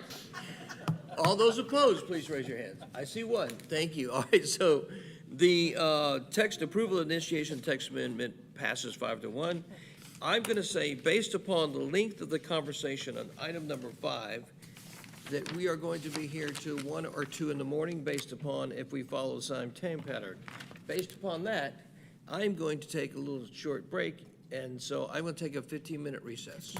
We'll see you back in 15 minutes. Wait, you got? 5 or 10. Can we make 5? But because, I gotta take a jog, exactly. One time we walk down, back up, we say it's 5, it's always 15. Call it 5, we'll see you in 5. Yeah, all right, see you in a minute.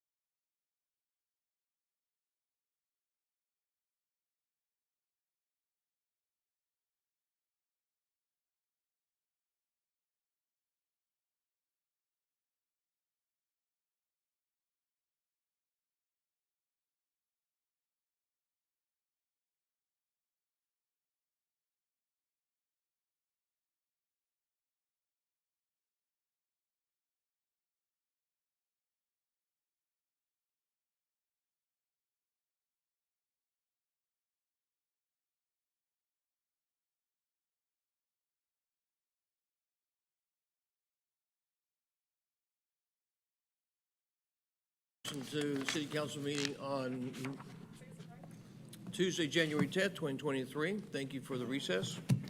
We come back to deal with item number 6. Councilmember Palermo, would you read the next community development item, item number 6, please, sir?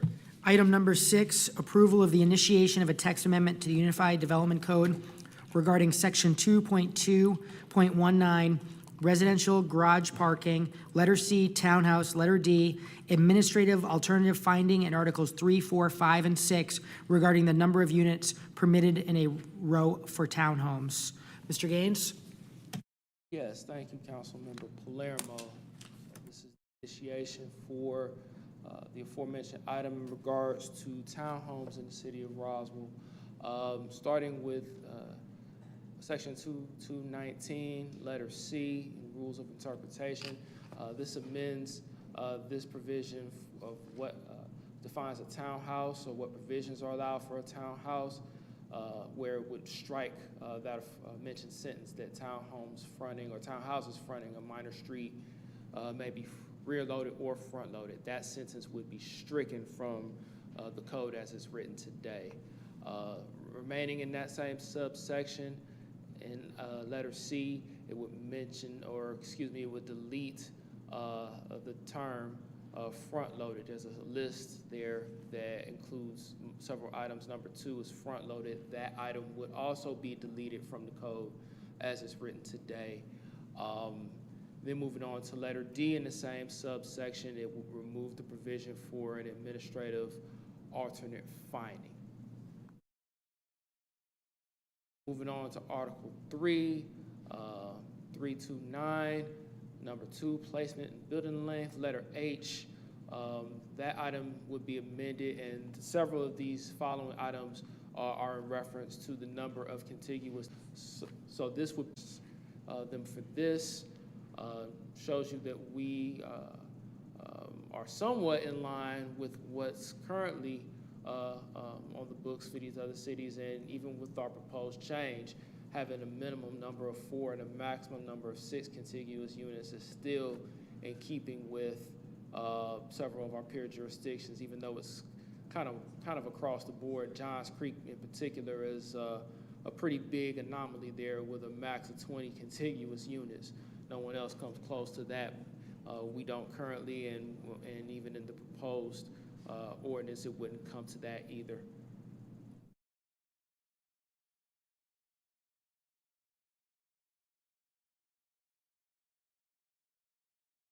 Thank you. So we're 3 to 4, or we're 4 to 6? 3 to 4. All right, so to be clear, we're proposed 3 to 8, or we're current 3 to 8, and we're proposed 3 to 4. 3 units minimum, 4 minutes max. Okay, with that, I'll stand for any questions. Yes, sir. Do we have a, thank you for that, by the way. Do we have any definition of space between, if we have 4 contiguous, the amount of space required before the next 4 contiguous? I mean, you could go down to 6 inches, and that's not what we're after here.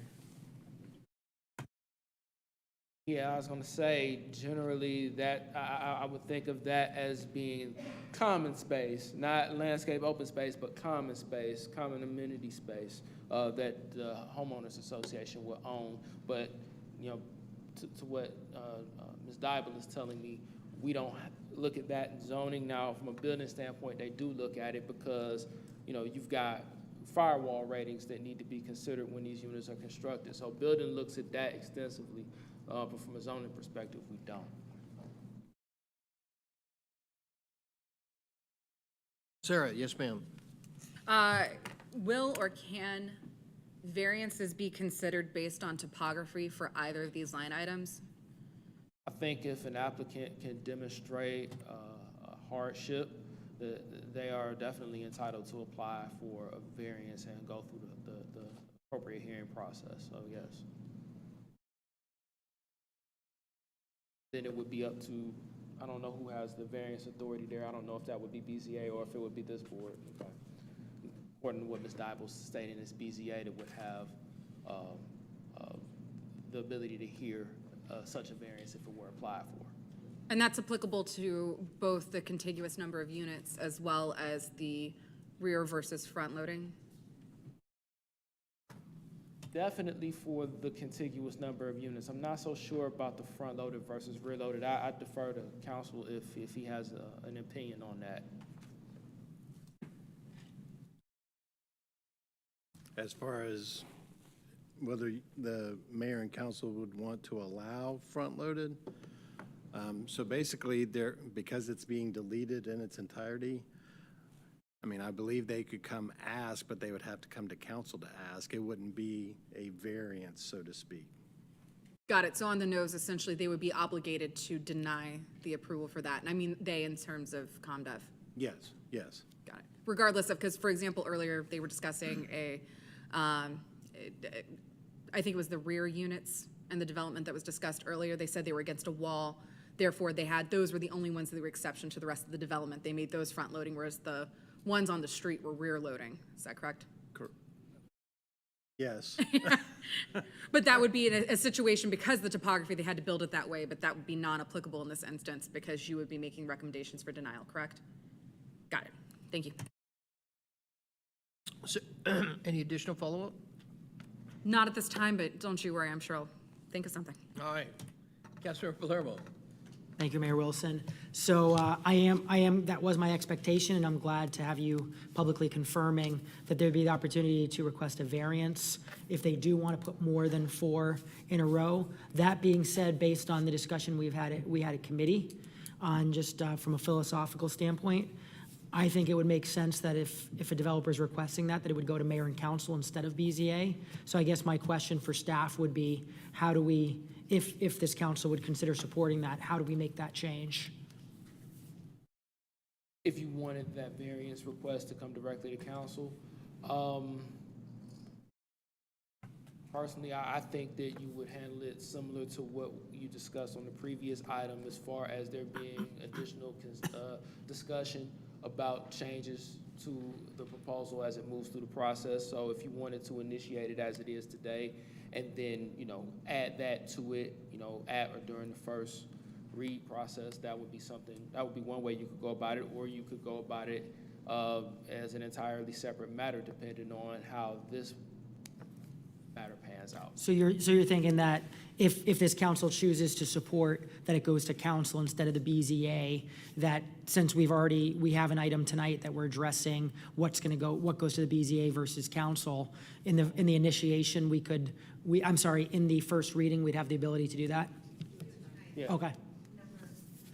All right, so council, please pay attention. You might have some additional discussion on them tonight. So anyways, I am glad to hear. I do support it being a variance. I do know we have the authority within the code to prevent a variance, but I absolutely do want that ability to exist. I just want to make sure that's with the mayor and council.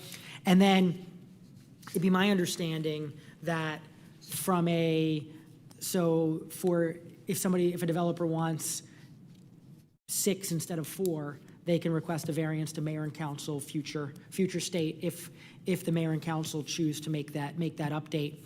As for if the mayor and council decides to remove the option of front-loaded townhomes, it'd be my understanding that an applicant would not be able to request that because it just wouldn't be an option. Am I understanding that correctly? Right, yes, sir. Excellent. Thank you. Thank you, Councilmember Palermo.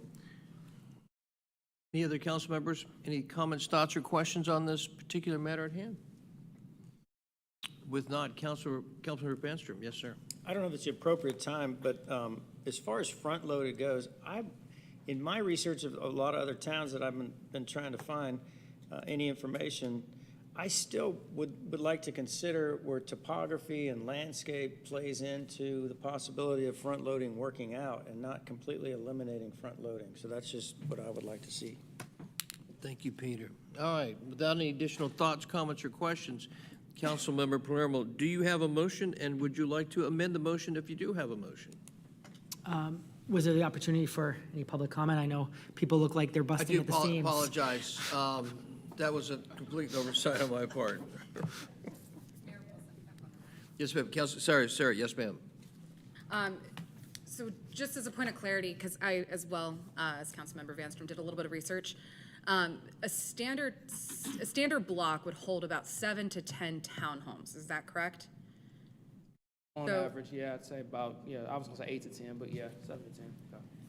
If I remember correctly, the number 4, with a minimum of 3, came out of a work committee session last month, which again, to me, like the previous item, seemed incredibly arbitrary. Is there any data, design standards, visual examples to back up why we would support a limitation of 4 units per contiguous row for townhomes with any other city setting these standards? Because to your point, we are by and large the lowest compared to the other cities that were looked at that had these same requirements. With Roswell being at 4, Alpharetta being double us, and Johns Creek, being 5 times us, and Decatur being 6. So is there any best practices to justify 4 beyond just an arbitrary number that was pulled out of work session? I don't really have an answer to that question. That's something that we can research, you know, if this moves forward, as this moves through the process. But yeah, I mean, yeah, just from my experience, you know, 3 as a minimum is fairly common, but depending on the size and shape and topography of the site, you might see 4 as a minimum, but I've not really seen more than 6.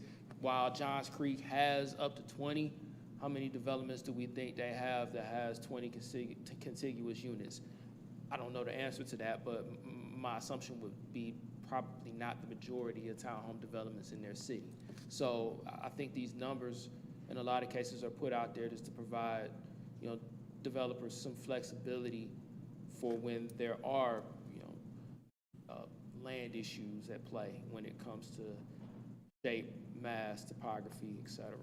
Right, because I guess that's my greater concern to the rest of council is it's supposed to guide flexibility, not limit use. And when your maximum is a whopping 1 unit away from the minimum, that's not really defining minimums and maximums. That's just a de facto mechanism of saying that you don't want to be able to build townhomes.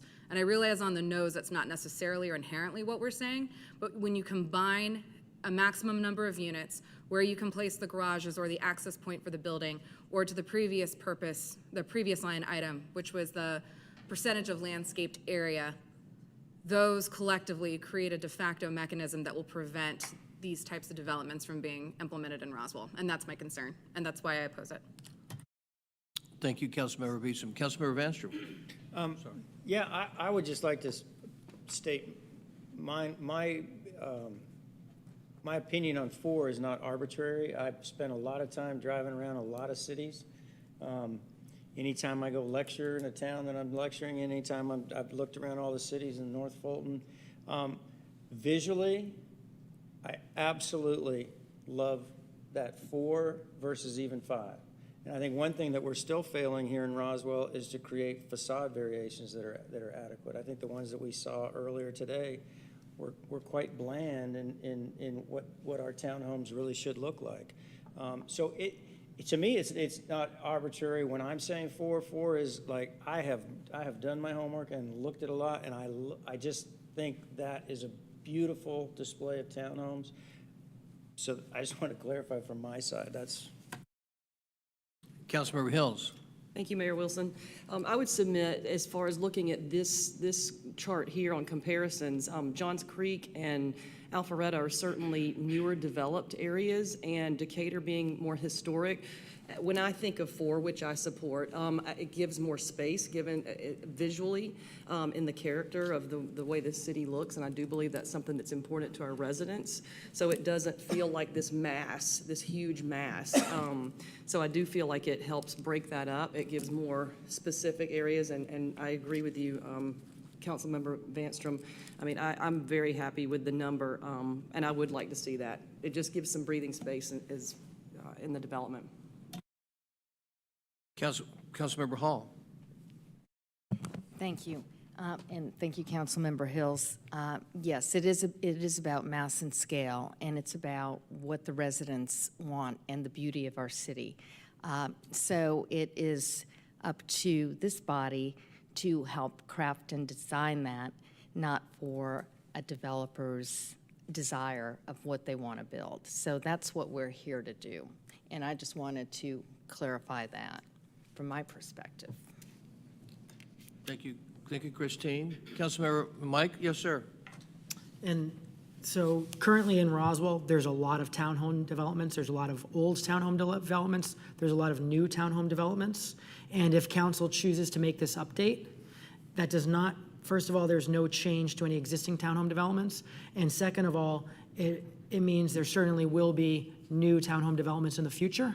They'll just be at a new higher standard as well with these rules, giving more clarity of expectations, and I think without a doubt that's what we'll see. And interestingly enough, with Johns Creek, I mean, they certainly have their maximum of 20, which I think you'd have to be a marathoner to do a lap around.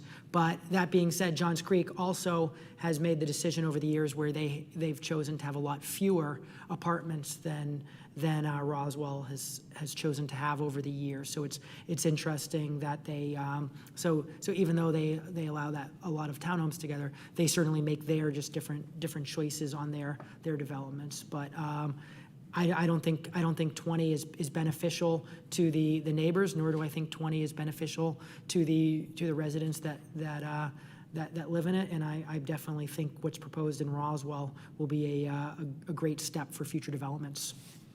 You know, one of the things, Peter, that I like that you said that I think is important for all of us to remember, and I would suggest this to not just my colleagues here, but I think as we've gone down this path together, Randy and David and all the staff that's here, there's a couple hundred of you here. Thanks for being here tonight, all you staff. I think you've discovered that expertise comes from a lot of places. And it's very dangerous to always rely on higher authority because much of the country has gotten in trouble, I'd say in many cases, sometimes from higher authority saying, this is what our expertise says to do. And what Peter said was, well, you know what? My subjective bias as a resident, as a human being, as someone who's been around the country and traveled, as someone who owns property and enjoys property like most of us, I like 4 townhomes. And that's the way a lot of people feel. And it's not always a scientific bias. It's sometimes that's what we want, that's what we like, that's what makes sense. And I think sometimes that's important, and it's easier to obfuscate that and say, well, you know what a higher authority or an academic authority says, or an urban authority or a legislative authority says, well, X, Y, Z. Well, a lot of times those folks are wrong. And a lot of times they're wrong about communities and the impact that their decision-making and information has in relation to communities. And a lot of times it's had a lot of negative impact on communities. And one of the things that I think is so important for this council is that this council has to remember is that it's responsible for the next 20 to 50 years of this city. There's only 44 square miles. And so every decision about what happens in the future matters. And so that's why some of these things are hotly contested. But I think it's a very valid approach for Councilman Vanstrom to say, I like 4. 4 makes sense to me. 4 looks good. And I think it's too easy to say, well, what's your source for that? My source for that's me. That's good enough for me. So I think sometimes we need to be careful there. All right. I'm going to guess we could probably keep talking. If you guys want any more thoughts or discussions on this matter. I have one last item. Yes, ma'am. Councilmember Beasley.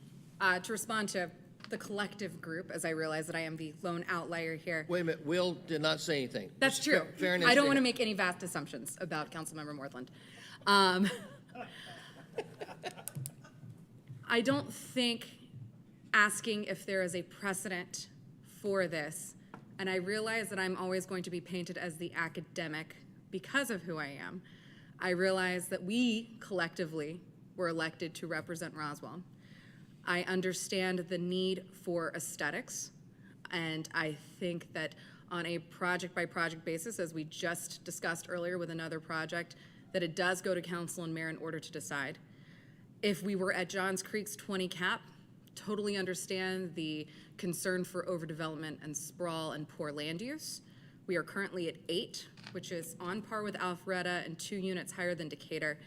My concern with it being a minimum and a maximum of a 1-unit spread is the point of concern. But while aesthetics are also a concern, I'm also concerned about encouraging homeownership options in the city of Roswell. Townhomes are an excellent option for downsizing for those who are aging in place. It's an excellent option for first-time or step-up home buyers because it is inherently going to be a lower cost option compared to a single-family home, which includes acreage or land or any of the above. I realize that it's not always the case. I know that it's always brought up that, oh, well, we have $800,000 townhomes here in Roswell. When you make the economics of a project more difficult by placing more requirements on that project, as we're discussing right now, you make the project more expensive and therefore make those pathways to home ownership more out of reach for people.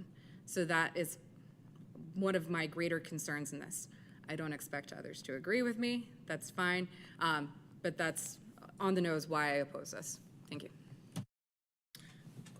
Well, first of all, I think Will takes offense to the fact that you used academic and you didn't include him on this. So I just wanted to, I think. We can be academics together. All right, very good. Yes, sir, Peter. Am I correct still, just going back to variances? If we say 4, we still have conversation open for variance and we can have 5. We could have 6 if we're all discussing and we're getting some give and take, which is what I'm always looking for in these discussions. So I don't think that moots your points. I think that it's still on the table. That item, it does, sorry to directly address, am I permitted?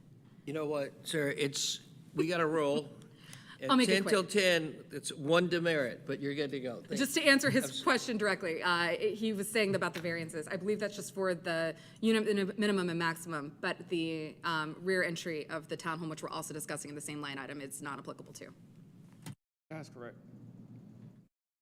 By the way, Director Gaines, you look incredibly sharp tonight. You're a man of sartorial excellence with your bow tie and your pocket square. Very impressed. Thank you. All right. So I'm gonna counsel any other thoughts, comments, or questions on this matter. That being said, Councilmember Palermo, do you have a motion? Judging by the no public comment interest, all right. I will. You're killing me. Given that nobody stepped up, which of course they know they can, I motion to approve the initiation of a text amendment to the UDC regarding section 2.2.19 residential garage parking, letter C, townhouse, letter D, administrative alternative finding in Articles 3, 4, 5, and 6 regarding the number of units permitted in a row for townhomes. Thank you, Councilmember Palermo. Do I have a second on that motion? Second. Seconded by Councilmember Christine Hall. Councilmember Bastrop, did you have a comment? Yes, sir. So, Councilman Palermo, you are not willing to include front-loading exceptions discussable according to topography and landscape issues? Not in tonight's initiation, so certainly always open, given that this is going to come for a first reading and a second reading. If there's just good discussion and clear ideas on how that would effectively be done, then I certainly would support it in a first reading. I certainly have the concerns that so often what we put in the code, what we put as an exception is what the developers go after. So instead, I'd rather be setting proper expectations that lead to just a higher quality development. But so in other words, to answer your question, it is not in my initiation, but always open to that discussion at the first reading. Always hard to completely follow what you were saying because you're so good at that.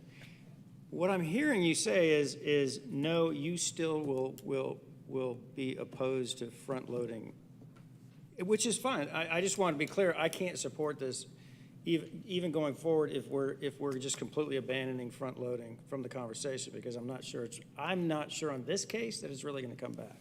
So my motion is going to be as written, and so my motion is as written, which does include removing the front loaded, That being said, the first reading, we'll certainly be having this, I'm sure, the same public discussion, and just we'll see the points that are made on if there is an effective way to lead to provide the right requirements and expectations to developers. It's just for clarity. So the motion does rule out rear loading, and so the motion. Front loading, rules out front loading, the possibility of having conversation through the different steps, obviously, but as the motion's made tonight, and I believe seconded by Councilmember Hall. And a clarification, yes, ma'am. Clarifying procedural question, this goes to Planning Commission next. Yes, this would go to planning.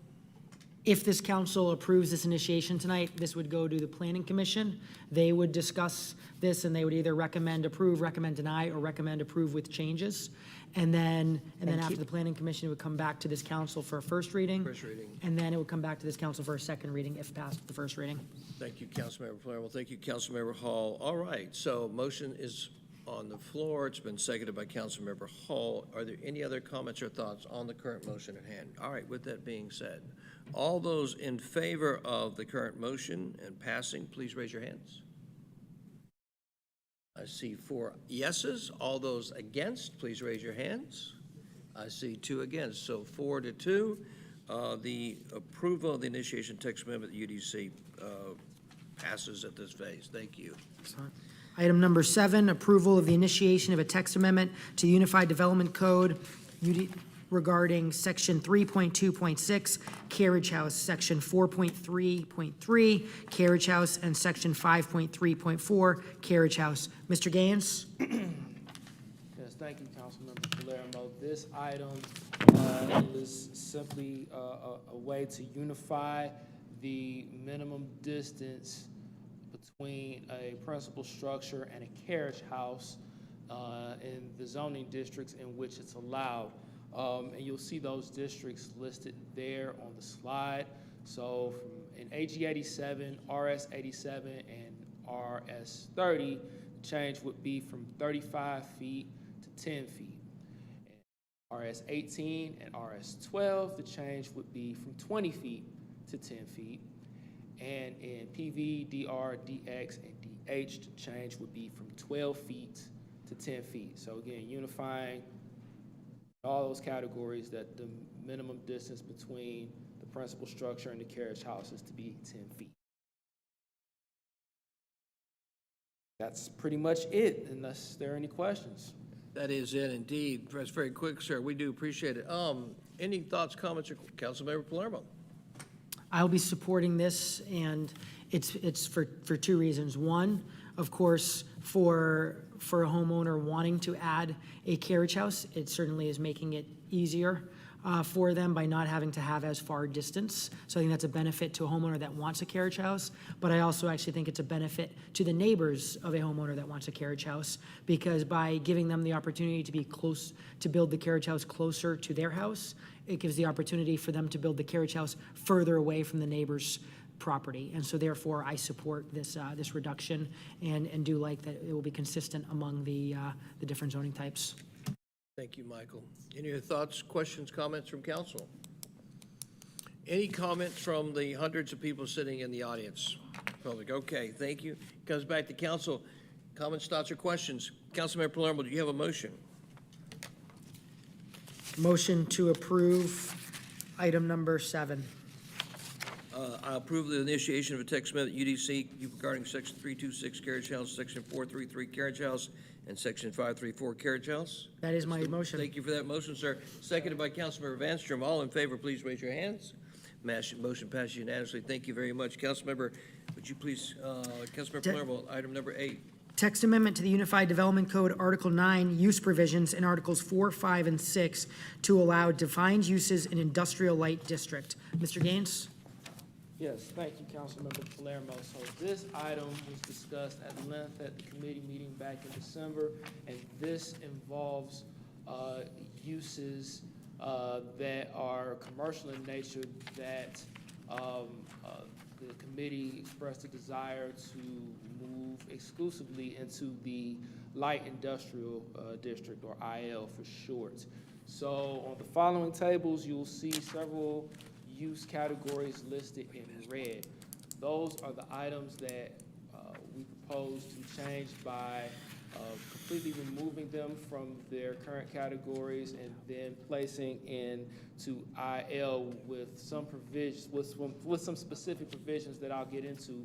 But one distinction from that you'll notice is the cleaning establishment, dry cleaning, laundry, laundromat item there. You'll see that this is being presented in a manner which would allow those uses to remain as permitted by right in the heavy commercial or CH zoning.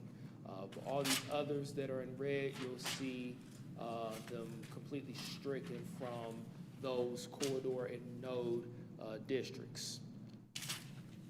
Same thing here with these auto uses, used vehicle sales, car washes. You see the same thing with our downtown zoning districts, those same use categories. Now we get to the employment districts under which light industrial is located. And you'll see that the items in red, again, were highlighted on those other tables in the other use categories or in the other district types. And you'll see that in the instance of the dry cleaners and the laundromats, they're not allowed in any of those districts because they've been allowed to remain in heavy commercial. And the reasoning behind that is because I think through some of the discussion held at committee, there was a belief that there was some value in allowing those uses to remain in heavy commercial because they would be in proximity to the people who are most likely to utilize them for their services. You'll see that the tattoo parlors and body piercings are permitted in light industrial, as well as the palmist, tarot card reader, psychic, whatever. As well as the CDB shop and the dispensary, particularly because the dispensary item is one that is subject to a moratorium that was passed by this body at a recent meeting. The pawn shops and the title loans and check cashing establishments are listed as limited uses. I'm not sure if we've changed the provisions for what those limited uses entail, but they are listed as limited, and then the vape shop would be a permitted by right use in the light industrial category. Then when it comes to the automotive-oriented uses, the used car sales and the car washes would now be conditional uses in light industrial and would be completely stricken from industrial flex, the IX category. Also added some definitions for CDB shop and dispensary. Section 9.5.10 particularly, and this again addresses the item that was subject to the moratorium. And council can correct me if I'm wrong, but if these items are moved through the process and ultimately approved by this body, this would allow the moratorium to be lifted. Is that correct, council? Director Gaines, would you repeat that question, please? Talking about the definitions for CDB shop and dispensary, there's some more, and then vape shop on this page, but the dispensary item particularly, I believe, would allow for the moratorium that's currently in place to be lifted if this is ultimately passed. That's correct. Thank you. So again, we've added these definitions to clarify that and to make good on that. Yes, ma'am. Council Christine Hall. Thank you, Mayor. Just a question for the definition of the dispensary, the OCGA 1612-206A2. Is that the new state law that was just passed? In 20, Yes. It was 20. Thank you. Okay. Yeah, it's the newer law that's just the dispensary, not the pharmacy. Okay, thank you.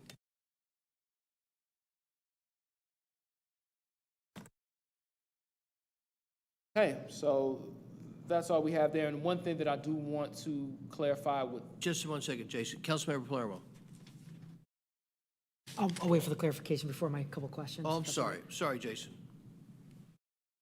Every item tonight, with the exception of this one, would go to the planning commission next month. This item, we've actually got teed up to go to the planning commission this month so that its first read can be later this month. And that was at your request, Mr. Mayor. Which item is that? This particular item, item number 9, or excuse me, item number 8 in the agenda package with these uses. This was one that We're talking about all of, the whole thing. everything in item Yes. 8. Everything in item 8 would go sooner. Wait a Everything. minute. Y'all did something I asked? So Yes, we did. To clarify, yes, you requested that this item be moved forward quicker. So it has been published for planning commission, just this one item that we're talking about right now has been published for the planning commission agenda next Tuesday on the 17th, and has been advertised for the first reading on the 23rd of January, second reading in February. When you say one item, you're talking about item 8. Item 8, Or- And correct. Item everything number 8. included in item 8.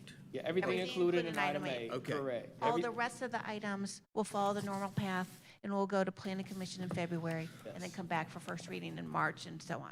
Great distinction. Thank you for sharing that with us. That's awesome. Councilmember Palermo. I Wait a have- minute. I have He's not mul- through yet. Oh, you're He's not through done. yet? No, I'm Oh. kidding. Yeah, he's done. Okay, so I have multiple questions, but the first one is, I need clarification now. So is tonight the initiation or is tonight the first reading? Tonight is the initiation for this item, Okay, for item 8. okay, because I'm noticing, It's initiation for all of them, but this one is just moving through faster because it's going to planning. oh, no, that makes total sense to me. Anytime we have a moratorium, then I definitely do appreciate staff rushing through so that we can address any item and remove the moratorium. So I am fully supportive and glad that you're doing that. I guess just my confusion is, what I see tonight is it says first reading January 23rd, which that's, oh, Yes, That's right. I'm jumping ahead. It's You're already, good. yeah, okay, fantastic. You're on target. Okay, so with that, here's my actual questions that I do have. So I believe where's the, it was one of the white items that had a bunch of limited uses. So, for example, pawn shops. Was that permitted anywhere in the city under the current code? Or was that anywhere that it was potentially allowed, it was a limited use? Palm shots have always been listed where, as a limited use, and they have specific limitations in the code, and we didn't change those limitations. All we've done is move it to the light industrial section. And I guess my question is, anything that was limited use, when it's moved to the just industrial light, is it still a limited use? Correct. Okay, so we're not changing anything that was limited into being permitted? Correct. Okay, so that was my first clarification. Great question. Second one is, actually have some questions on the definitions, on two specific definitions. So as I've kind of certainly heard feedback from residents, probably similar to this mayor and council has heard, it's certainly been concerns of just so often public health concern, and it being the vape shops, and just those sprouting out in so many different places where it didn't necessarily seem appropriate. That being said, what I'm wondering is if there was a lumping in at times between, in the sense that from what the concern I would often hear was specific around the vape shop and just the vaping, no matter what type of product that they are vaping. And then, so I guess just my question is, with the CBD shop, I mean, first of all, I'll tell you, garments is never anything I've heard kind of concern around, what are the, what's the garment made out of it, et cetera. But to get more detailed on kind of my question, given that there is an overlap that a lot of vape shops will sell CBD, how does it work if a shop sells 26% of what they sell is vape products, and 51% of what they sell is everything that's currently defined in the CBD shop? Again, I question some of the things on garments, et cetera, if those really should be included in adding up to the percentage. But how does it work for my Michael, example? just for clarification, for us really old people, Garments, I believe that means clothes, right? Oh, And clothes, yeah. garments. Garments, yeah. Garments. Yeah. I thought you were talking about some kind of gummy garment. Apparently, Where? I'm not as hip as you are, Mayor. Yeah. Yeah, no. So that's my exact point. My exact point is someone's thinking about a gummy or this or that, they're not thinking of a garment, which apparently theoretically a place could sell 50% of their stuff just purely being, if it's a clothing shop, but if 50% is I guess coming from hemp or whatever that would be defined as a CBD shop. So that's a question I have, but my bigger one is from a legal standpoint, if they sell 51% CBD, by this they're a CBD shop, but they also sell 26%, they're a vape shop. And so just curious about that. And again, because based on feedback I've heard, the concern was really around the vape shops, which also sold a lot of CBD products. Well, they would be subject to the restrictions of both. Okay. So it's not an either or. Okay, that's helpful. Thank you for that clarification. So I guess the last one is I'm really questioning if a part of what finance or code enforcement or whomever is monitoring, I question it being garments, but I'll just throw that one out there. Beware the garments. All right, so a lot here. Any other thoughts, comments, or questions? Councilmember Hall. The heck was that? Thank you, Mayor. Just to follow up on Councilmember Palermo's question, does it matter if it's called a CBD shop or a vape shop? Because they're both permitted, regardless of what they are in IL. Does it matter the composition of what either of them sells? You want to answer this, David? Are you answering this? Well, I don't know right off the top of my head. There's other requirements in there. If there's not, then it wouldn't really matter. So they can sell any combination of these products? Right. Thank you. As long as they're in this particular, Unless there's other restrictions in the code, then they'll be permitted in that zoning district. that's right. Yeah. Exactly. It's a good question. Can I ask Mike there? I'm trying to, like, it really doesn't matter if you're CBD or vape, It's just from residents, the issue I've heard from so many is frustration with the vape shops popping up everywhere. And then a lot of the time, those vape shops also are selling CBD. And whereas, and it seemed to me, again, I haven't heard any residents worrying, is there a clothing shop that sells 50% of their cloth, made out of, that's where I'm getting with that. You're throwing me off on the clothing. I'm not following It's you. throwing me off. Yeah. They could be selling garments, clothes, personal items, but they're also selling CBD.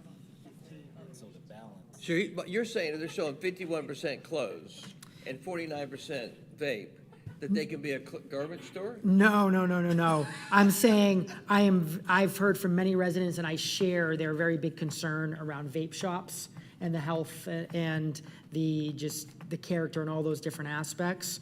And the CBD, when it's specific around that and not selling the vapes, I've heard less concerns. And obviously, I'm just digging in that I especially think the garments, I haven't heard anybody questioning or concerning with the amount of garments. Garments, do we put garments in the Garments same? are in there. There might be a motion that does not include garments. Who knows, though? And who knows if that will be supported. But on a serious note, the vape shop, without a doubt, I've heard from somebody, is a big deal. And I just wanted to make sure that they couldn't say, well, we're in a CBD shop, just in case, to Councilmember Hall's question. Yeah, I think right now it doesn't really matter as long as you're defined as one. It's still impacting, but for all I know, a council down the road might come up with some different specifications, in which case I like to make sure we're doing the best job we can of making clear definitions. But again, I think this is a good job. I was glad to hear the attorney's answer. Yeah, I won't, I mean, look, if the council 12 years from now thinks that there's an incredible demand for CBD stores, and the marketplace needs to be open in the city of Roswell, then let them have the wisdom to make that most judicious decision. In the meantime, I think this particular piece here is to allow defined use in the in the IL district, and it's a good place. Mayor, Yes, sir? can we, in all seriousness, can we get a clarification or definition or understanding of this garment issue as it relates to hemp? Wait a minute, wait, so just get me clear, because I'm looking at, Right here. Oils, vitamins, supplements, food, personal care, and garments.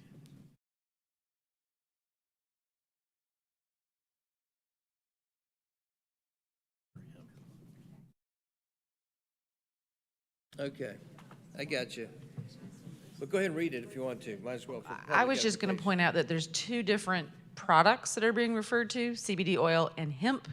And there are garments that are made out of hemp, which is why the list includes it, because it's talking about the oil and the hemp and the various things that either of those could go into. Thank you, that's a great clarification. Yes, sir, Councilmember Morthland. Let me reread this real quick. Hold on. Food and personal. Okay, and if we're making that distinction with clothing being made of hemp, then we're also bringing in shampoo, soap, fragrances, all those things. My main, sure. My main thing when I first read this was I was thinking that a storefront was going to put out a bunch of T-shirts and have CBD on the side, which that's the obvious reason for coming to the storefront is for the CBD, but they were going to get underneath this 50% threshold because they have 51% more T-shirts available on the sale. So that was my thought. Is that a concern? I mean, they would be a T-shirt shop that sells CBD products, so, I mean, that is not really a concern to me. If it is to council, It's a concern to me. So you're saying they would not fall into IL if it was a brand-new business? they would be a retail shop selling T-shirts. Well, that's, should be addressed. I mean, the whole, that's kind of defeating the purpose. If there's a loophole here, it should be addressed. I mean, I guess that's your point, Will. That's, and I draw off of when you go to the beach and you see all of the establishments at the beach that sell all the fun things in the storefront, then you go to the back and get to really what you're there for. Yeah. Yeah. Councilmember, yes, Sarah, yes, ma'am. This might just be a personal point, but is there a major concern with CBD shops? I mean, I understand the limitations of them not popping up on every single corner and not being the best and highest land use, but There you there's go. some reputable establishments on Canton Street that are CBD shops, as well as right next to the mill. It's not a weed store. No. So I'm just curious what the point of concern of what is essentially a supplement store, and it's possibly being a front for a supplement store. I guess that's my concern. I worry about it becoming a slippery slope. I think that every city has a right to obviously permit businesses in whatever area they think they deem best. And I like the term you just used. If these are deriving tremendous economic value to redevelopment or new development, I think that'd be a good case. If I may respond, I understand the hesitancy to have a CBD shop on every single corner because that's starting to become what we're seeing right now because that's what's hot in the market. I guess my concern is if we're opening up Pandora's box of what if they're a cupcake store and they also have a shelf with CBD oil, if we're trying to limit that as well. I mean, again, maybe it's just me, but It's a good point. It's a really good point. I don't necessarily care either way to Mr. Davidson's point. It could be just me personally. I get the limitations of it not being exclusively a CBD store because it's not the best and highest land use. But I guess my concern is not there if they sell CBD at all. Could just be me. Well, to your point, the marketplace there's a lot of CBD alternatives, for example, although, and like Mike was very careful, like he's talking about vape. Well, everybody's against vape, right? Everybody's against vape. Not everybody's against CBD. Yours truly, Not a big fan, okay? Not a big fan. Not a big fan because I don't think it makes the community better. I reckon, like, my massage therapist, gigantic fan. Gigantic fan. Wholly believe, believe in the holistic beliefs of it, scientific, great. Then we're saying, we got a great place for you to put your business. It's in IL. And we, be good to go. And those ones are existing, more power to you. But, yeah, I think there are better, there are things. I have not noticed that Daryl Conley, the Economic Development Director, or Steve Stroud from Roswell, Inc., or Peter Vanstrom as the Economic Liaison, have been going out. I doubt that Sarah Beeson, as city council member, have gone out there and said, you know what? It's time for me to start recruiting the CBD industry because I think that is going to make a difference economically to my city. If I may, again, I'm not opposed to the text amendment as it is currently defined, which is an exclusively CBD shop as long as it is 50% of sales are derived from CBD or hemp-related products. I don't want to open the door for all of a sudden we're having like CBD oil raids because 10% of sales came from some backdoor deal. To me, that's just, I'm not in the frame of mind of limiting whatever is sold on that way, especially because it is a legal product. Again, vape, I get it. I don't like vape. I don't use CBD oil either. I'm just of the frame of mind that I'm not into overly defining that use. But to your point, vape's a legal product. Health concerns, but to my knowledge, I don't think there are currently health concerns with CBD. I'm going to respectfully say that's a subjective comment. Sure. Because anyway, you're right. Hey, Michael, you're up. Yes, changing gears. Great discussion, I think healthy. I will absolutely be supporting that CBD shops are in the appropriate location. I, of course, will be curious to see if council's married to the fact that garments should be included, but we don't have to discuss that out right now. My question is, so art gallery, I just out of curiosity, is that something that's already in there? That's not an edit, is it? That's just already in the code and this is just what's going next to it, okay? All right, so in that case. What is that, Michael? So because in the packet, it mentions art gallery. Which district? No, that's the thing. I'm not seeing it anywhere. I'm just seeing it under the CBD shop definition. So CBD shop is C, art gallery is B. And so I just wanted to see if there were any changes there, because actually, to be honest, I was surprised that I felt some of the art gallery rules. I can clarify if you'd like. So the whole section's been provided because of the way that things were pulled out under defined, but we had to re-letter everything when we entered in CBD and vape and so forth. So we gave you the whole section, so you'll see A through the end in sequential order. It's just easier to present that way. So the whole section is deleted and this is replacing it. Okay, and I mean, interesting enough, I will just point out that art gallery rules or use standards are stricter than I would have expected. Yes. I'd certainly be supportive of Exactly. removing some of these rules, but I'd say not tonight. I do feel that would require a deeper committee discussion, but if there's any interest, I'm certainly supportive of making art gallery less strict. But that being said, I think these are important updates. I think these will absolutely help for the safety and quality of life of the Roswell residents, and certainly look forward to a motion after council finishes their discussion and the public finishes any of their comments. Yes, thank you. So before I go back, okay, Councilmember Vanstrom, I'm sorry, Peter. No, that's fine. I often say I love the fact this is America and we can agree to disagree sometimes. And I went and looked. I just haven't been understanding since we just started this discussion why we've selected these items. I went and did some research on crime rates. If that's an avenue that we're looking at, crime rates, none of these have higher crime rates. In fact, Walmart has higher crime rates by far because of theft. There's higher crime rates at the gas stations. There's higher crime rates at our banks. So I am not understanding the motivation behind all of these. I think IL is too tight. I think we're just creating an area in our city that is on the outskirts of the city that could potentially become something less desirable than we want in our city if everybody decides to play this game and go there with all of these shops. So I as this stands, I really can't support this, which is disappointing to some in this room, I'm sure. But I think it's too restrictive. I think dispensaries, I've had good friends of mine and relatives who have had cancer, who have benefited from some benefits of marijuana.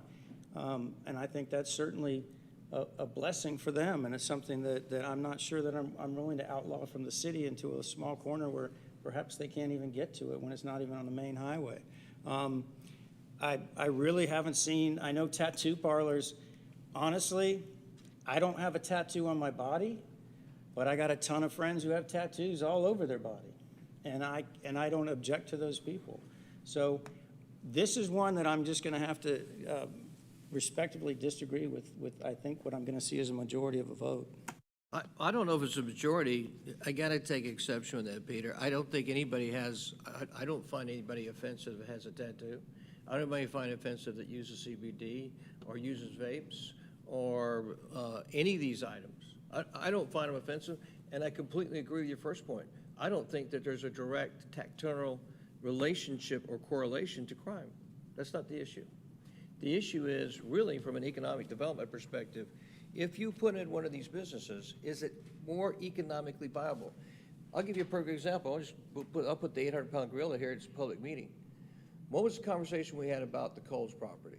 The Coles property, our concern is that you'll continue to have degrading retail space. Degrading retail space, most of these businesses fall into usually are lower tenant rates, right? In other words, you don't get excited about it from an economic development perspective. It's not usually a good sign that there's a vibrant economic happening.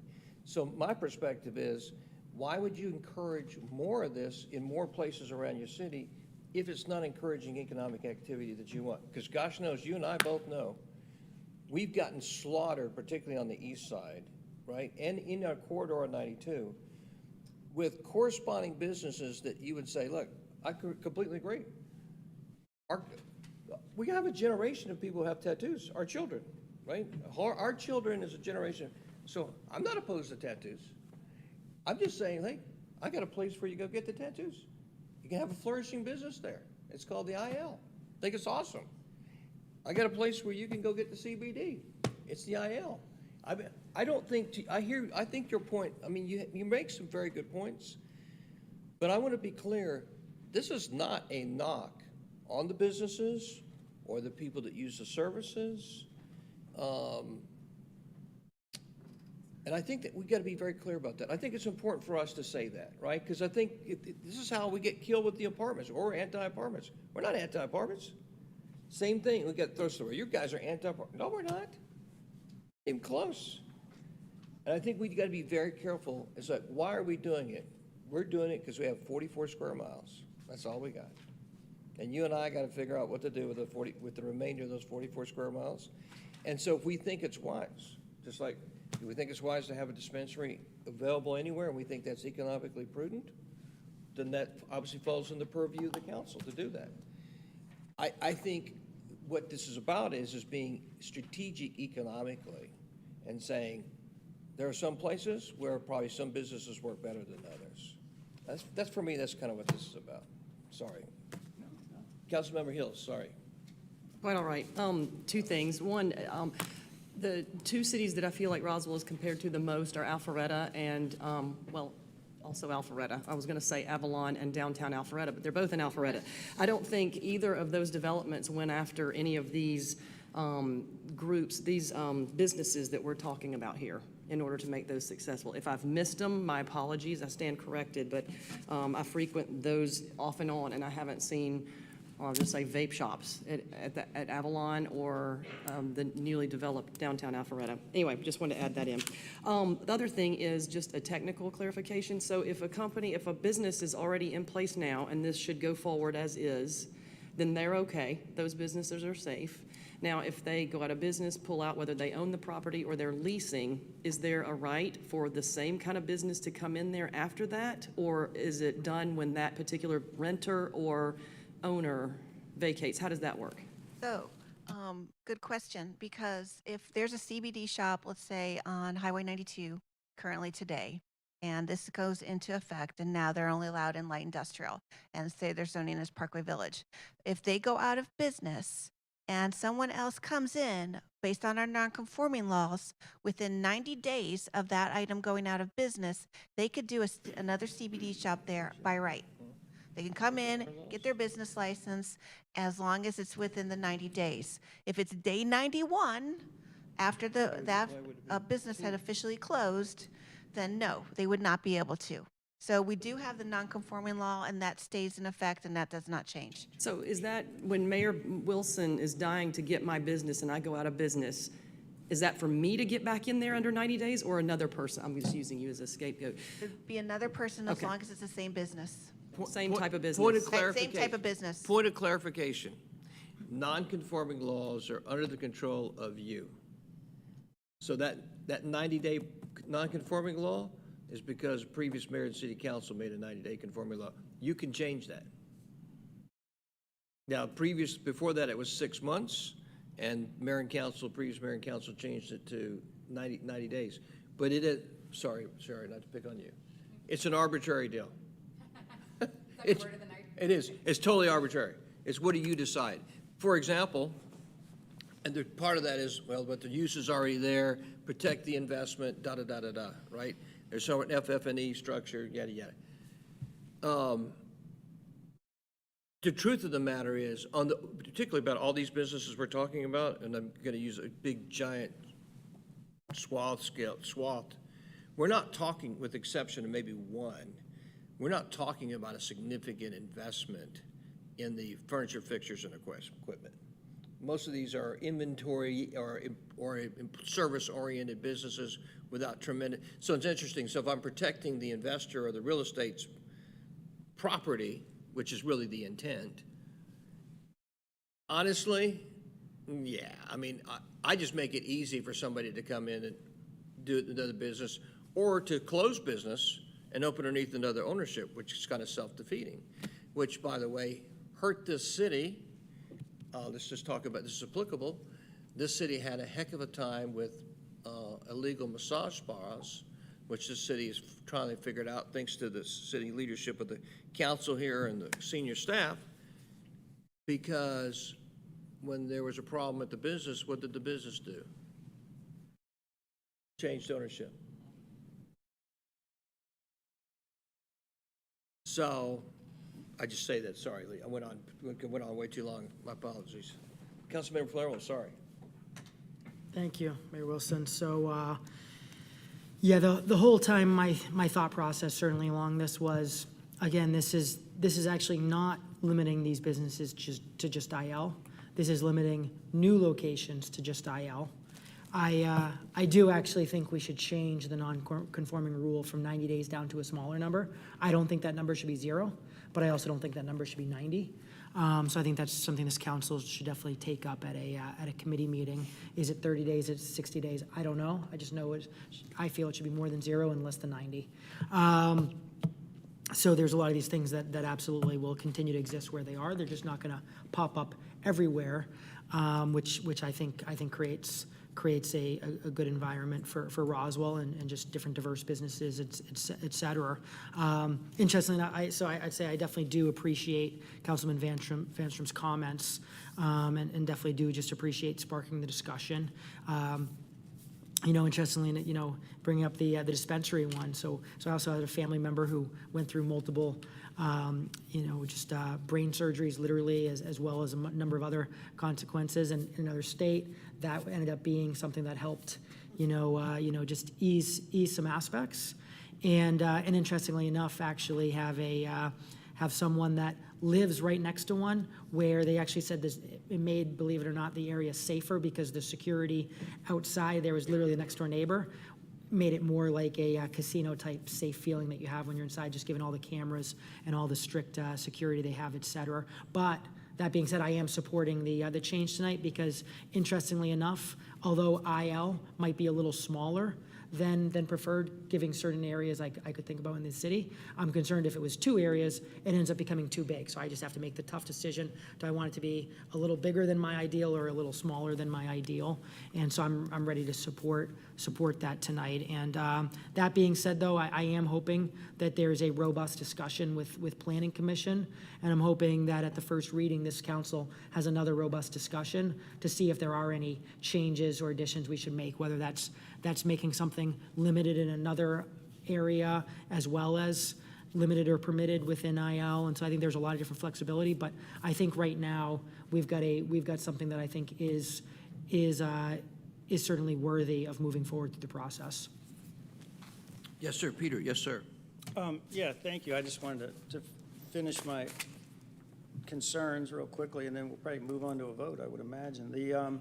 I do find IL extremely too limiting, and I think CH is an option that we maybe should be looking at as well. And there's also major corridor applications that maybe we should be considering rather than isolating this into such a tiny little area of our city. So I'd like everyone to look into that over the next public process that's going to occur. I can't support this as it stands right now. I'm more of a Milton Friedman free to choose guy, always have been. I think the economy dictates what happens in free market, and I think this is just not the direction we should be going, limiting this much as we're limiting. So I hope we can change some of this as it progresses. Councilmember Beeson. Hopefully a 5-second question. I cannot find it in these notes currently, but are these uses that we're currently moving to IL, are they all permitted by right in other districts, or are they conditional or limited?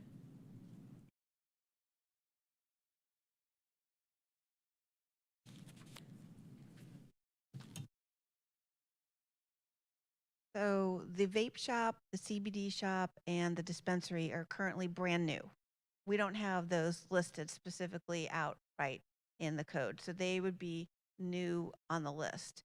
The tattoo parlor, palm reader, those are permitted, and by some of those are listed as, I believe, limited. The palm is limited, the tattoo parlor is limited, the cleaning establishment and all those are permitted by right.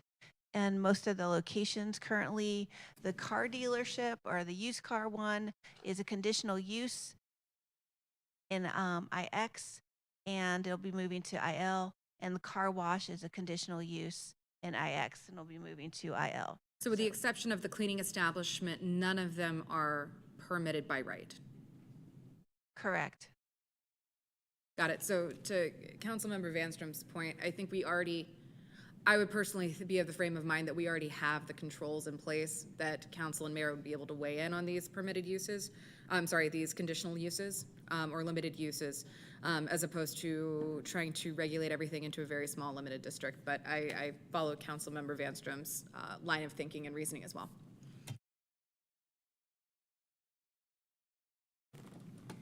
Any other thoughts, comments, or questions from council? Councilmember Palermo, do you have a motion, sir? Seeing that there's no line forming at the podium, I will mention, so tonight, as I mentioned, I do plan on moving this forward. I do plan on proposing one word change. That being said, though, I sincerely do want to continue this discussion at the first reading because my position could change if there's what I see as just really strategic ways to help make sure that things are being targeted. I think this tonight does target it. If there's a different way to target it in a slightly different way, I could see myself supporting that, whether I'm in the majority or the minority. But tonight, I motion with one amendment to the motion. So my motion is to approve item number 8, so it's a text amendment to the Unified Development Code, UDC Article 9, use provisions in Articles 4, 5, and 6 to allow defined uses in industrial light district, and the one change being under the definition of the CBD shop, crossing out the word garment and moving and between food and personal care. All right, thank you, Councilmember Palermo. Is there a second with that amended wording? Second. Seconded by Councilmember Hills. Thank you. All right. All those in favor of the motion as stated by Councilmember Palermo with the slight amendments, please raise your hands. That is 4. All those opposed? That is 2. The 4s have it. The motion passes. Thank you. All right. Councilmember Palermo, item number 9. Item number 9, approval of the initiation of a text amendment to the Unified Development Code regarding Section 10.1.9, alternative compliance, Section 13.9.2, who approves administrative variances, and Section 13.11.2, who approves variances. Mr. Gaines. Thank you, Councilmember Palermo. So as alluded to earlier this evening, this item will alter alternative findings and administrative variance authority for some specific items. So first item in 10.1.9, alternative compliance would be deleted, and if I remember correctly, that is, Jackie, the 10.1.9 alternative compliance deletion, that is in reference to the parking? Yes, okay, and that's the number of spaces, right? Correct. Okay. All right. So that removes the planning and zoning director's ability to grant administrative reduction in required parking for new development. Section 13.9.2, letter E, this is administrative variances regarding landscape open space. That provision would be deleted as well. And then 13.11.2, who approves variances, that will be amended by replacing item B within that subsection with updated language, removing the reference to the mayor and council. And you'll see, moving forward here, what this ultimately will do. And that is by adding letter C, where we will have all requested variances from 10.1.3, vehicle and bicycle parking, 10.2.3, neighborhood compatibility buffers, and from landscape open space minimum requirements. All of those variances would now no longer be administrative, nor would they go to the Board of Zoning Appeals, but they would instead come directly to this body for consideration. That's, kind of went hand in hand with the initial discussion about the landscape open space in terms of developers potentially seeking to vary from it. And I think we heard some of those same concerns pop up earlier this evening when we were discussing townhomes.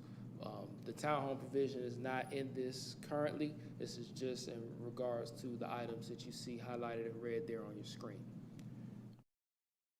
With that, I'll take any questions. Thank you, Department Director Gaines. Any thoughts or questions from council? Comments? You don't have to if you don't want to. Councilmember Beeson. I'll make it quick. I'll just reiterate quickly the points that I made in the committee, which is I'm currently uncomfortable with mayor and council solely being responsible for approving these variances, especially as it relates to the landscape open space requirements or now newly the townhomes. I feel more comfortable with those who may have a background in, say, engineering or environmental impacts or community development to be able to make the recommendations to mayor and council, and then mayor and council, if they need to weigh in, can. But I would rather keep that within the realm of staff. That's just me personally. That's it. Councilmember Hall. Councilmember Palermo, could you just elaborate if mayor and council would not be able to source the knowledge of staff when these things come to mayor and council? So anything coming in front of mayor and council, staff is always presenting, staff is giving their recommendations and working with us, so they're always having that opportunity to weigh in, just as they do with a rezoning and whatnot. And it's just ultimately, this makes it so that it's really a public hearing, and the decision is being made by those that are truly accountable to the residents, whereas in ultimately, staff under the current process, it's not a process that's done in the public. It's not done with public comment. It's done just through a staff process. And again, I don't think that's giving the right accountability to the residents of Roswell.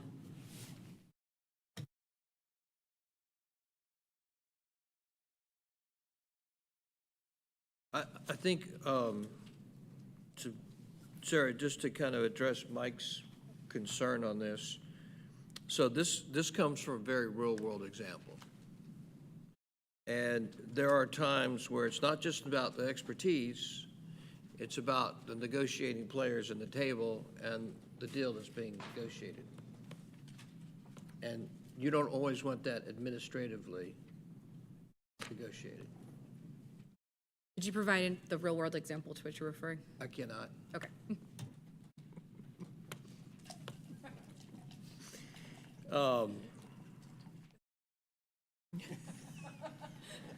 I mean, I can, but it doesn't serve anybody. Yeah, I think that the part of this is that sometimes we have found, Sarah, this is what I have found out in the last year. I have found that a lot of times we're too silent. The city's too silent. It's one of the things we're going to reorganize. There's too many decisions that get made in vacuums. They're not malevolent decisions, but they're decisions that often are outside the purview of the desire of the elected body, which represents the people. And that's part of addressing it. Something slips through, it's like, doggone it, how did it slip through? Well, we did it administratively. Well, why did we do it administratively? Well, it wasn't it wasn't in the same line of thinking that the mayor and council wanted. So I think that's part of addressing that. It's like, it doesn't make sense. Why do we have one side, the left hand, doing something different than what the right hand wants? And that's part of what this is addressing. Absolutely. I guess my concern is becoming overly bureaucratic and relying on elected officials that change over, in my case, could be as little as a year, can change over quite quickly. So you're going to have inconsistencies, whereas staff is a little more evergreen. Conversely, I'm of the frame of mind that, for example, bicycle parking is not something that necessarily has to go through creating a bottleneck in our local government. So I'm more of the frame of mind of trying to avoid creating a homeowners association out of the city government and deferring more to something, in this case, vehicle and bicycle parking, compatibility buffers, and having faith in the staff to be able to make those recommendations. But I understand your point and your concerns, and there's clearly something you're referring to that I'm not quite sure what it is. You and I are exactly on the same page. I will tell you that's exactly what City Hall has been through its elected leadership for too many years. It has been a HOA on steroids. The body has been involved in all kinds of minutia in and out, right? Depend upon the political frequency, tolerance, risk tolerance of the elected officials, and their specific interests based upon whatever constituencies they were servicing. I think that's exactly what the problem's been. And I will say, to the whole point you're making, it is about making systemic change. It is about upending and changing this government radically to make it not bureaucratic, so that it's empowering people to make decisions. But the people that are making decisions at the staff level have to be in line with the philosophical desires of the macro mayor and council. I will grant you that I don't think there's been clarity on the philosophy of the mayor and council forever. Like, I think it's been so divided and so political and so diminished that staff had no idea really what the mayor and council thought. It was based upon who had the 4 votes, right? Or, hey, who's friends with who, or who's got somebody's ear, or on and on and on. You're exactly right. This can't be an HOA. And I don't think we operate a whole lot like an HOA. I don't think most of our discussions are that granular. I really don't. We don't want them to be that granular. But at the end of the day, we do have the right to ask for purview about, hey, that's outside the bounds of what we wanted philosophically.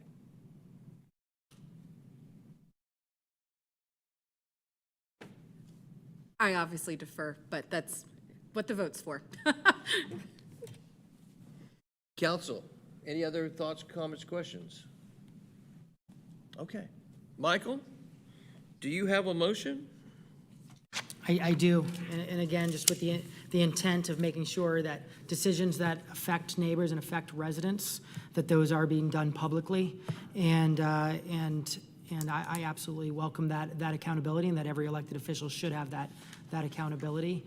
And so I motion to, so this is another one with an amendment. So basically, and because there's no line at the podium, motion to approve item number 9, the initiation of a text amendment to the Unified Development Code regarding section 10.1.9, alternative compliance, section 13.9.2, who approves administrative variances, and section 13.11.2, who approves variances. And that one addition would be for staff to add in if a variance is requested where more than the maximum allowed number of townhomes connected is requested, that would go to mayor and council. Thank you, Michael. Motion's been made. Is there a second? Second. Seconded by Councilmember Christine Hall with the agreed-upon amendment by Councilmember Palermo. Agreed. Thank you very much. All right, so there's a motion on the table. It's been seconded. All those in favor, please raise your hand. There are 5 up-handed votes. All those opposed, please raise your hand. There's 1 negative vote, 1 vote saying no. The motion passes 5-1. Councilor Palermo, I believe you do have item 10, sir. Approval of the initiation of a text amendment to the UDC regarding section 10.2.10, screening walls and fences. Mr. Gaines? Thank you, Councilmember Palermo. This is the last of the 6 items for initiation. This involves primarily dealing with fence height and the definition of side lots or side lots and determining side setbacks and other things of that nature to help further clarify the height of a fence at the front of a property versus the sides and the rear. So let's go back here. All right. So number 7 here, you'll see, which is from that subsection 10 to 10, screening wall or fence located in a side street, side interior, or rear setback can be no more than 8 feet in height. So that's adding the word street there to clarify that we're not just talking about side or rear setbacks. We're talking about side setbacks that face a secondary street as well as those that face a neighboring parcel. And item 8, we're adding clarifying that the fence is going to be between the primary street and the front wall plane of the principal building. And you'll see all of this in a graphic here shortly that gives a pretty good visual of what all of this means. It also strikes that additional language regarding the column width and the spacing and that sort, kind of confused things. So we attempted to streamline and clarify this as well as making a clear definition of what the side and rear setbacks are.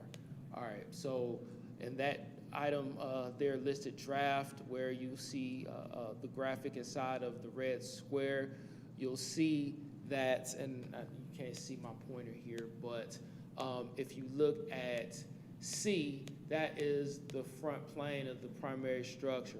So basically any fencing along the front property line and then along the side property line up to the line that's parallel to where you see the letter C denoting, that would have to be there within that 6-foot height range. And in addition to that, it can be solid up to 4 feet in height, and then from 4 feet to 6 foot, it would have to be opaque where you can see through. So you'll see that there's kind of like a wrought iron, if you will, at the top there, and that's supposed to represent the 4 to 6 foot distance, and then below it, from the ground up to 4 feet, you see it's solid.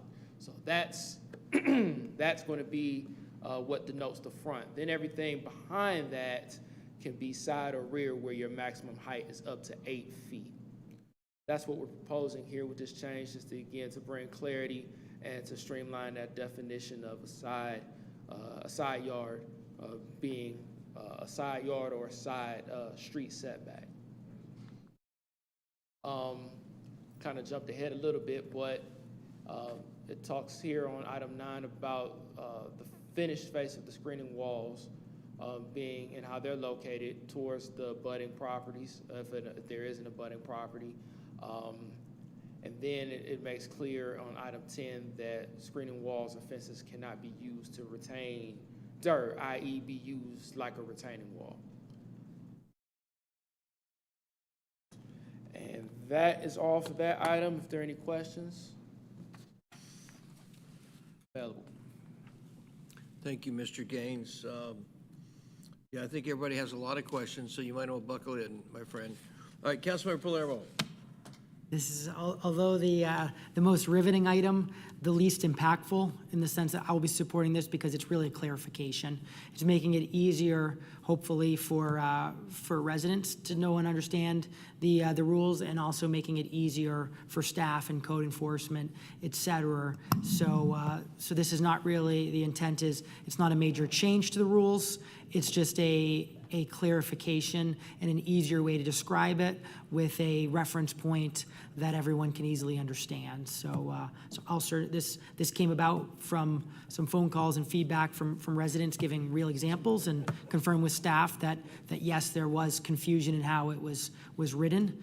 And then so basically staff provided the guidance that this clarifies it. I think it does do a good job of improving it, and I'll be supporting moving it forward tonight. We had a crazy robust conversation about this in committee, didn't we? It was crazy, wasn't it? Yeah. Anybody else, council? Questions? All right. Councilmember Palermo, would you like to make a motion on this matter? Seeing that the fence group, I guess, is not still here for it, I will motion to approve the initiation of the text amendment to the Unified Development Code regarding Section 10.2.10, screening walls and fences. Thank you, Councilmember Palermo. Is there a second on the motion? Second. Seconded by Councilmember Hills. All those in favor of the approval of initiation of text amendment to UDC regarding Section 10.210, screening walls and fences, please raise your hand. The motion passes unanimously. Thank you very much. Appreciate you guys back there. If you leave in an orderly manner, we appreciate. There's a lot of you.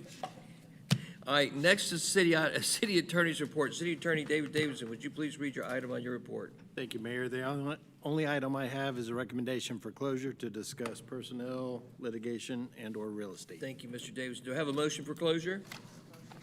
Motion for closure by Christine Hall. Do I have a second? Seconded by Peter Vanstrom. All in favor of closure, please raise your hands. We got closed for closure. Thank you. Go to closure. Thank you so much to the ComDev team. It was the ComDev show.